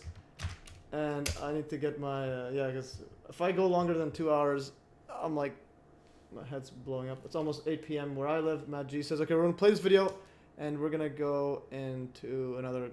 Yeah, so I'm gonna read the thing. So I've compiled together. So I hear predictive programming alert. I've compiled together at the request of 9/11 Revisionist Edgar Fouché in 1998, saying he was allowed to write about classified technology as long as it was in a fictional context, and the 1985 Real Genius movie about a space-based laser weapon system. Note the floating gyroscope in the movie cover. Yes, and gyroscopes are pretty epic. Okay, so this Miguel guy, should I kick the Miguel guy out? And also Stefan F just donated a $4.99 super chat. Epic stuff, guys. Thanks. Gravity, is Miguel, should I put him on mute? Should I mute him or just put him on a timeout or whatever? Okay, Miguel's No, on. this Miguel guy apparently seems like a bit of an idiot. Well, I don't mind idiots. I just don't like a whole bunch of comments where it kind of removes the important comments. I'm just gonna put in user in timeout. User's in a timeout. He'll show up. I don't know however long it is. Okay, so he's gone for a while, and gravity-driven collapse. Well, it didn't collapse. So, anyways, I'm gonna play this. I talked to several military judge advocate general lawyers, or JAGs. I actually did. I actually made appointments with them. And I told them I'd worked many classified programs and I wanted to write some fiction story that are technology based. I was told I couldn't name any real individuals with real clearances or covers or their working names, and I haven't. I was also told I couldn't discuss any details or technology of secret programs I had been personally assigned to, which I haven't done. Then I was told as long as I did that, I could damn well write what I wanted to, and I have. Of course, I didn't tell them I was going to write about the government conspiracy to cover up UFO contact and reverse engineering of government, reverse engineering of alien technology, or that I was interviewing SR-71, U-2, TR-1, and the SR-75 pilots that I made contacts with over the years and had flown classified aircraft. But I didn't think that was important at the time to tell them. You don't think that was important? But you know. Notice the remote control with VR that they're doing. Oh, you give the government too much information, they just screw it up. Okay. Notice the gyroscope that's levitating. Our scientists are turning an engineering dream into an effective reality. Now all we have to do is build it. That's the weapon, isn't it, Dave? What do you think of Don's little movie, Roy? I think there weren't enough girls in it. Also, note that they were in space, actually. So they're floating in space right now. So for all the anti-spacers in the comment section, okay, that's a straight line of maybe some flat earthers will. Scientists are turning an engineering dream into an effective reality. Now all we have to do is build it. That's the weapon, isn't it, Dave? What do you think of Don's little movie, Roy? I think there weren't enough girls in it. Well, I have a little tape now on alternate weapon uses, plans for the mini shuttle, and modifications on the B-1 for aerial launch. Does the president or any other responsible agency know about this? We're on a need-to-know basis, George. Besides, the CIA is a responsible agency. Well, I think they do need to know. You're going to single-handedly cause a major escalation. Our studies indicate that this type of weapon is totally useless in warfare. Well, it's not intended for use in your kind of warfare, Roy. It's a perfect peacetime weapon. That's why it's secret. So it's both immoral and unethical. Yes. When do we get it? As I understand it, there seems to be a small technical, teeny-weeny little problem with the energy source. I don't want to hear about any problems, Don. We have plans for your little ray gun this summer. I need a success here. I don't need any delays jeopardizing that success. Am I making myself clear, Don? Oh, clear as vodka, Dave. You tell that Dr. Hathaway to get on the stick. Well, I guess I'm just going to have to push a little harder then, huh? Just as long as we have a working weapon by the end of June. Right, General? I wouldn't know, Dave. I haven't had a working weapon since Korea. I'm sorry, Dave. This is too much. I'm going to have to ask for a reassignment. Oh, I'm sorry to hear that, George.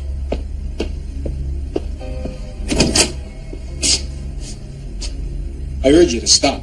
Thanks for your input. Sorry you won't be on the team. Maybe next time. Too bad.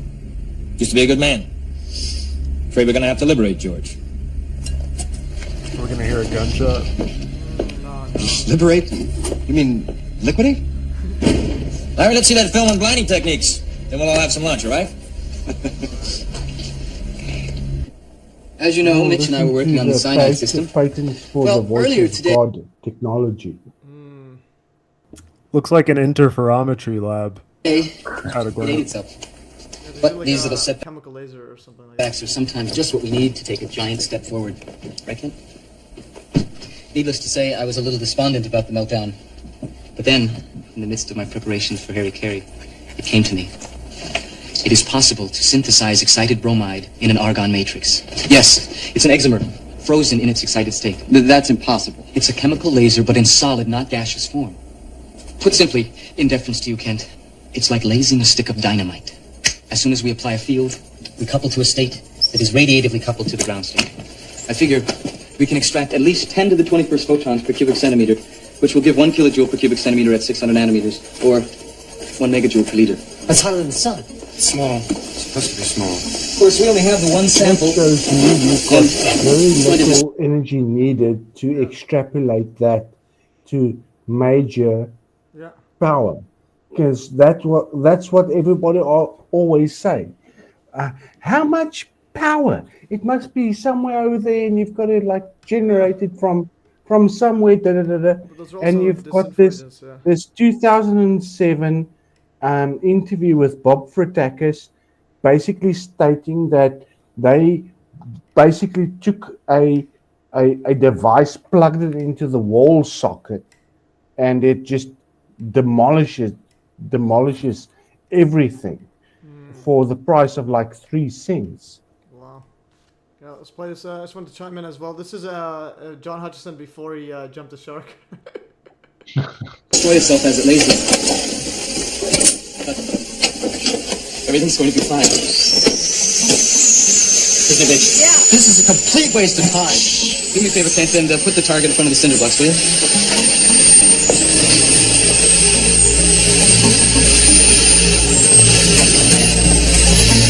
Stefan F says argon is a key part of some LENR processes. Yes, epic. And actually, I want to get Bob Greener on the live stream one day.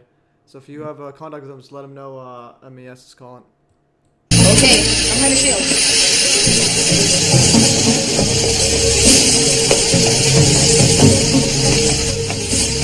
Okay, Mr. Taylor. Anytime you're ready. Okay. Ready? Laser on.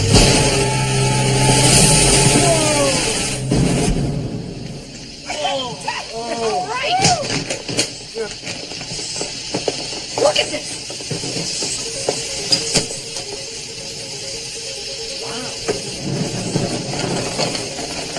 Sorry about the window, sir.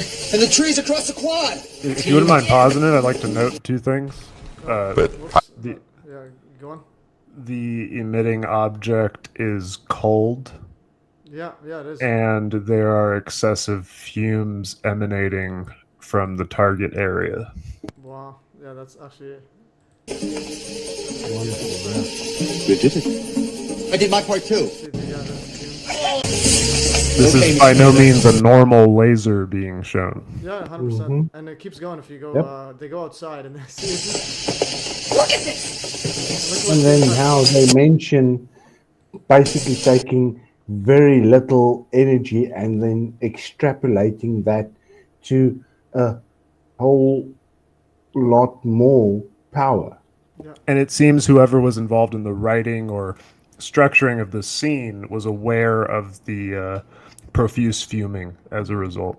Yeah, and you're right about the cold. Nothing didn't set off anything on fire, and it goes through very different materials as well.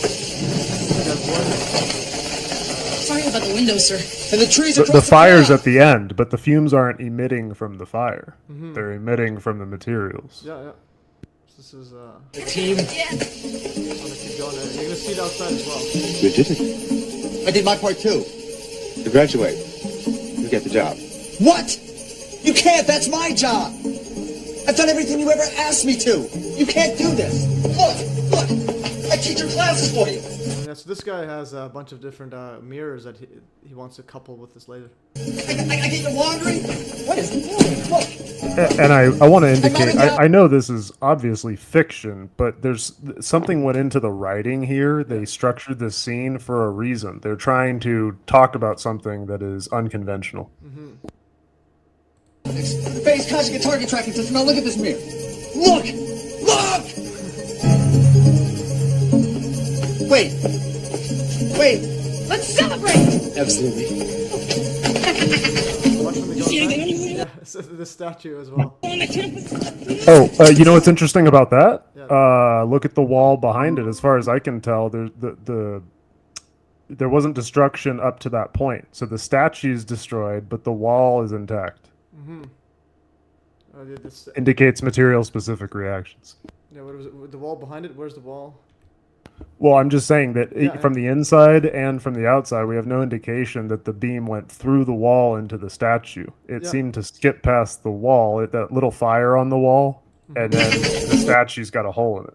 Yeah, and you'll see that the hole goes even further. You see anything on the campus? People try not to wobble. And there's a little fire as well. There's a complete hole. But there wasn't that complete hole in the wall. Am I mistaken? It was just a little fire. Oh no, I thought there was a hole. I think they made it go through. The window or something. Let's see. Go back. Sorry about the window. No, Yeah. I think it went through everything. Let's see. They just didn't show it. Sorry about the window, sir. It's hard to see. It's hard to see. Oh, I see. Because it's a window, we're just seeing the night. I see. Okay, yeah. I was mistaken. No worries. Yeah, and it's tilted at a slight angle, so you'll see further out that. And then another part of symbology, they have some sort of satanic imagery as well. Goes through this. Is he wearing a UN flag on his shirt? Yellow shirt? It's hard to see. I can't tell. Yeah, it's too low resolution. People try not to wobble. There's a complete hole. That's pretty. Look. And then there's the Satanism stuff, the Purgatory burger, and it goes through right there.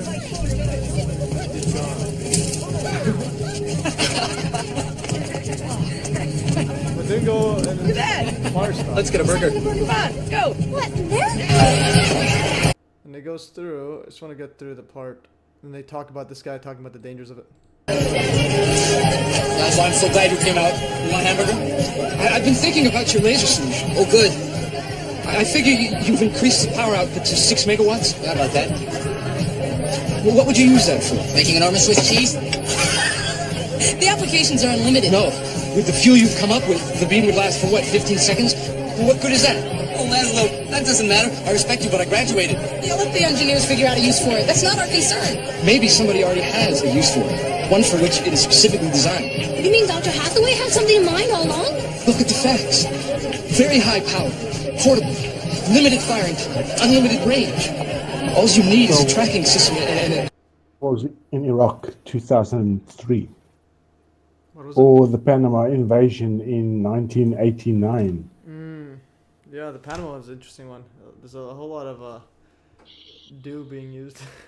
Let's play this ending part here. a large spinning mirror, and you can vaporize a human target from space. They said a spinning mirror. That's an interesting direction of it. Let's go back to this part here. It's a tracking system and a large spinning mirror, and you can vaporize a human target from space. This is not spinning good. meaning orbiting, I imagine. Yeah, spinning. Yeah. Well, I think he was Okay. talking about like directing it or something. I don't know what he was talking about. The acting is No, Rotating. you've got Starlink And did you that guys was notice at the actually beginning? activated in 1996. And did you guys notice at the beginning of this video? At the beginning, I just noticed now when I was watching earlier. Let's see. I'm gonna mute it. I'm gonna fast forward until you see the bottom. Yeah. See the screens at the bottom. Okay. Let's go here. Okay. Normal speed and replay. Plans for the Yeah, just look at the TV screens. They're gonna start doing some laser attacks on target. And there's a building there, building the spears. And there's human disappears at the bottom there. Let's go back again. Yeah. So yeah, there's gonna be the building disappears. It just disappears. There's a person disappear. All right. No, but the thing is, most people haven't watched the 1992 Academy Award-winning investigative report with regards to the Panama invasion of 1989. Yeah, this one. The So, Panama, you shown that. so you had people testifying with regards to laser beams and all these weird and wonderful stuff, people being turned into mush. They've got actual visual video on people who just got melted. That's what they said in 1989. Yeah, the Panama. I gotta see that one. That one's an epic video there. But yeah. Anyways, guys, I will watch that Panama. I'll include that also in the next live stream. I gotta finish watching it. I've only seen clips that you've sent, and there's some good memes on the MES links. Anyways, I'm losing focus, and I am gonna start closing off stuff. Let me just let's go to see the stats. I'm gonna start closing stuff, and yeah, this guy here. So this guy is close and burn, and we'll get to some other stuff here. Building 4. Yeah, like Chris, you were saying, the bottom floors were the ones damaged. Yeah, missing. Yeah. It disappeared. See where it is. So fast forward until we get it. See where it was. Yeah, I think you mentioned it when it's on the ground. Let's see where it is. Is it going? Yeah. I think this is a section where he's talking about it's the bottom floors that's gone. All right. I will just put that in here. I'll just leave it there. Anyways, guys, I am losing focus, and I'm going to start closing things. Okay, we're closing this one. Links to all the stuff will be... Well, yeah, I didn't really follow the links. This is not the links. I didn't follow the links that I had set up because I was doing... I didn't know we were going to do this live stream until yesterday. when 9/11 Revisionist told me to get it on everyone. Okay, and there is the Three Musketeers going to lead us to World War III. All right. Okay, but whoa. Something we've got to remember. Dean Warwick in 2006. Yeah. This dude talked about stuff that he saw. He actually died doing a live it was on Bob Kennedy's presentation. And he was talking about stuff that he witnessed in the 1940s, 50s with directed energy weapons. Okay. And he said he felt a beam or burning So at the side of his head. precisely, but that was a couple of months after he had this interview on the 2006, yeah. on the radio. Yeah, and he was literally talking about direct energy weapons around 9/11. He says once he saw the footage of the first impact, he says no, that's 100% possibly image projection, and I think he mentioned something about the walls being direct energy on the wall to make it even appear like that. So he was way ahead of his time, and he says that in the 70s that he like worked or saw, witnessed direct energy weapons that were able to turn entire buildings to dust. And so he was MI6 operative, but then he died. But anyways, so he literally told. Yeah, but okay, but remember the 1985 CNN interview with Tom E. Bearden. Oh, Bearden, yeah, talking, yeah, but talking about RF weaponry as well. There used to be information with his stuff on the what should we call it? The interviews and stuff that he had with the CIA and all these guys with regards to all these technologies. And he wrote a couple of books, and people just thought that he was nuts. Bearden or So- which one? Because I know people try to mock Bearden, but no, the guy is big time. At least some of the stuff. There's information that you can find on the internet with regards to what he presented to the CIA. But a lot of the information has been scrubbed off the internet. Mm-hmm. Okay, and then So go onto my Substack, go onto my for sure. stuff, and you can find it there because I found it, and 6 months later, all of that got scrubbed. Yeah, that's important as well. Yeah, you got to be able to, when you find something, download it and then upload it everywhere. Otherwise, it will get scrubbed. I've seen this many times. And also, just before we close everything off, so Timothy Sullivan says, all of your great work and good character have me always wondering about the mass of the, quote, professional class, architects, engineers, academics, and us military. Any U.S. military useless waste of space there. Yeah, well, everything is useless. Interesting. Yeah, so I know. I have a civil engineering friend who. So I told him about 9/11. Right away, he knew. Okay, this is real. But he just doesn't want to speak about it because he's scared of losing his job. So that is. So basically, fear keeps the world heading to World War II. All right, and I think we're gonna start closing it off. Live stream stats. Where's live streaming? And we are closing everything off. All right, guys, we have $22 revenue. Unreal. Is there anything else you guys want to talk about? Because I'm losing my energy slowly. And I also don't eat throughout the day. I eat one meal a day, so I haven't eaten in like 22 hours right now, 23. Besides that pear I just ate. Okay. Yeah, Well, I just want to say thanks for having me Looking on. forward to episode 3, 4, 5, 6, 7, 8, 9, 10, 11, 12, 13, 14, 15, 16. Also Judy Wood, if anyone can like tell her to get on the show, like what are you doing? Halloween special. Would be nice. Halloween special Would is be full nice. moon as well. I think it's a full moon. I'm gonna go full moon. Yeah, full moon to October 28th. I'll just say that knowing Dr. Wood, she's only going to come on of her own volition. Yeah. Nobody is going to get her to come on by any coaxing or What about full moon otherwise. rituals? Doubtful. Yeah, I know 100%. I know. Okay, so October 28th, full moon, 4:54 p.m. Hunter's moon. All right. So that is all. Hey, maybe. Maybe she'll come on for that one. Who knows if it'll be for the full moon or not. Full moon but, Halloween special. I even have a Halloween costume. Let me get to the here. Let me present last. Oh, I have a great Halloween costume. Okay, live streaming. We're gonna go to the okay. So we have this live streaming. I'll end the stream soon. Again, it's always let's see my costume, and I even made a I even made a thumbnail just in case you ever wants to get on. So here's a thumbnail for the Judy Wood one. It's already made. It's the It's the show that should have happened like 20 years ago. The Alex Jones bringing on Judy Wood. Like, imagine he brought her on like ASAP. I like the oversized head. The head is basically the whole torso. It's beautiful. Yeah, and people know. I noticed that Alex Jones' arms are very small. Yeah.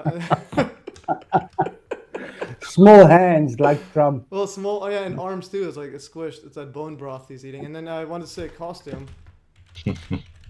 All right. So got my Halloween costume. This is my Halloween costume. I'm going as Gengar Pokemon. Oh yeah, mine's purple too. So oh, Jeremy says enough of this nonsense. Tell us about the beards. All right, we had initially before beards. So Stephanie says I worked in the engineering field for 45 years. I'm in the military. Most of them are not that bright. A lot of rote learning. Yeah, I noticed a lot of people, like especially engineers, they just go with the calculation. That they're more practical, but they don't really like. Well, it's like just again, but I can't generalize for them. It's everybody. wait. What is beard? What's beards? I don't know the reference. 'cause, You just want to see my beard, or I made a statement about my beard, and then in my earlier video, 9/11 Revisionist and Jeremy Bartlett were going at it about beard size and other stuff like that. well, maybe as we do more episodes, we can compete on beards. Yeah, for sure. And then what was the last thing I wanted to show? Okay, costume. I had a beard 30 centimeters long. Oh yeah, you're winning the beard war for sure. Yeah, man. And I used to have it, oh, and but I'm growing it back. And this was when my brother was actually welding a table a couple days ago, and then I look at it, looks like I'm getting hit by a directed energy weapon. Wow, that reminds me of Tennessee. All right, so then that brings me to mind. I'm gonna keep going to see how long I could keep this comedy routine up. Trans do. So I got hit with the trans do earlier. All right. No, because I was wondering in the sky there's this weird beam right next to the sun. It was like weird. It's like a trailing it's like star beam or something. And then I realized, oh, it was actually a trans do. So I kind of. I want to claw my eyes out. After doing that. Oh my god. All right.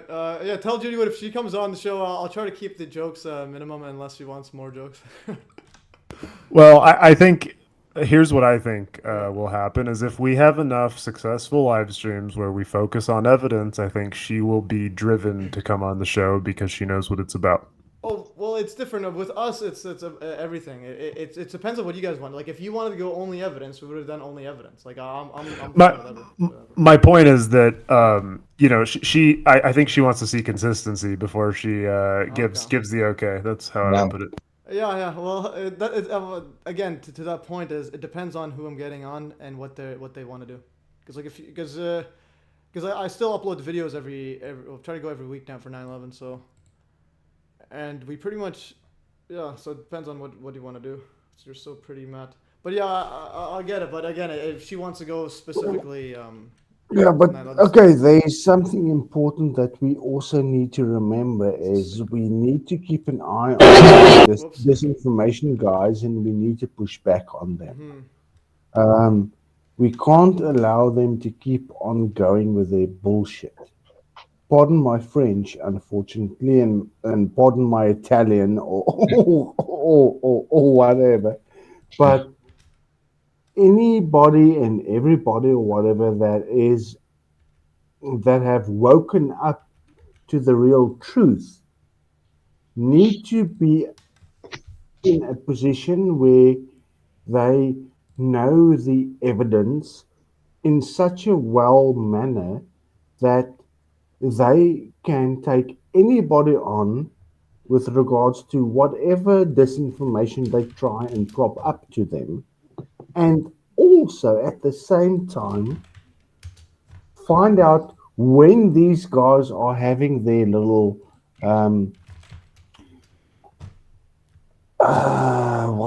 what do you call it? Together. The little Zoom calls, the cult stories, and just go ask them uncomfortable questions that they can't answer. Mm-hmm. Yeah. Because the last one, if there's enough of us asking them these questions that they can't answer, yeah, wonderful. Just like that, that's the proof that David problem- Chandler and Richard Gage had the book in The problem is that they're winning. 2011. They're winning the war of the algorithm because Yeah, they're they- posting a lot and they Yeah. have their big time groups and subscribers sharing their stuff. And Yeah. there's basically nothing like that for Dr. Wood's work. Precisely. Right. And we look at this we're in the 4.8 right million views. time Just now. illustrate. Anytime mainstream physics they upload a thing, they have like big time influencers. Like in one day they'll get 1 million views. So it's kind of like we're playing while we get deleted. Yeah, so we Video, man. viral. 1.4 million views in This one 24 here. hours. Oh, this is my viral videos. Where was that? This one here. Why mainstream fairy tale physics going so viral on NormieTube? This was 120 views in one day. But there's another one. I forgot where it was. Day. I can't find that this info one. Million. Yeah, this one here. So this one is recent. Got 1.6 million views in one day. Investigative George Bush did 9/11. This guy is an influencer, 4.24 million. Oh, is this the same old Eddie Current fake? New guy, Tyler. Oh, this guy. I don't know who Eddie Current, but it's This is a new guy. This is a new Eddie Current made the fake flashes on Building 7 along with the controlled Well, that's demolition. different. noises. This is a different guy. This is not a conspiracy guy. I don't think it's a conspiracy guy, but he just Yeah, said, but he got a firefighter on there. This is No, but- this is a mainstream. No, this is a disinfo. Like this is not the mainstream. This is the actual. But between me and MES, 9/11. we made a super edit of under 6 minutes. This one here. Basically It's a 2.1 million debunking views. everything. Yeah, 7 days. Yeah, 2.1 million. They have this this firefighter sergeant going all over the the explosives and witnesses heard, etc. And Building 7 and $1 trillion were missing and stuff like that. And then Well, it appears he has no conflict of interest to be giving us false information. I completely trust the man in uniform. Oh yeah, so what I mean is this kind of views they're getting. Sarcasm. Yeah, I know. Yeah. But they get this. You notice how he tries to see all professional with that suit.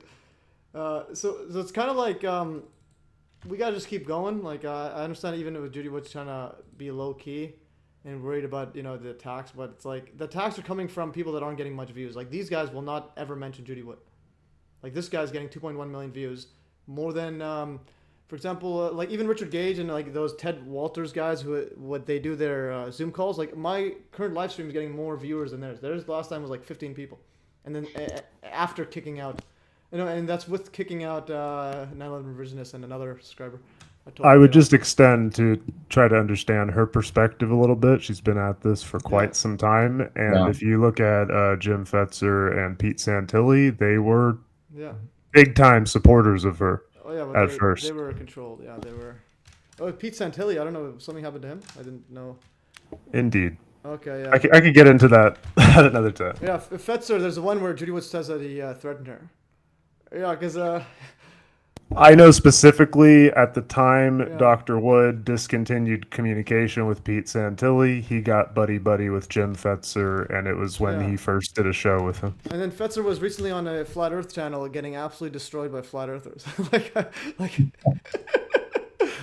mean on 9/11? No, he was talking about Flat Earth. He was debating a Flat Earther on a Flat Earth channel, and then he couldn't argue their arguments, so then he started yelling at them. Well, sounds like Jim Fetzer to me. Yeah. So what I mean is these guys are a bunch of clowns, and then there's Ace Baker. I don't know if you've seen him fake his suicide in like live radio. Yeah, indeed. That was.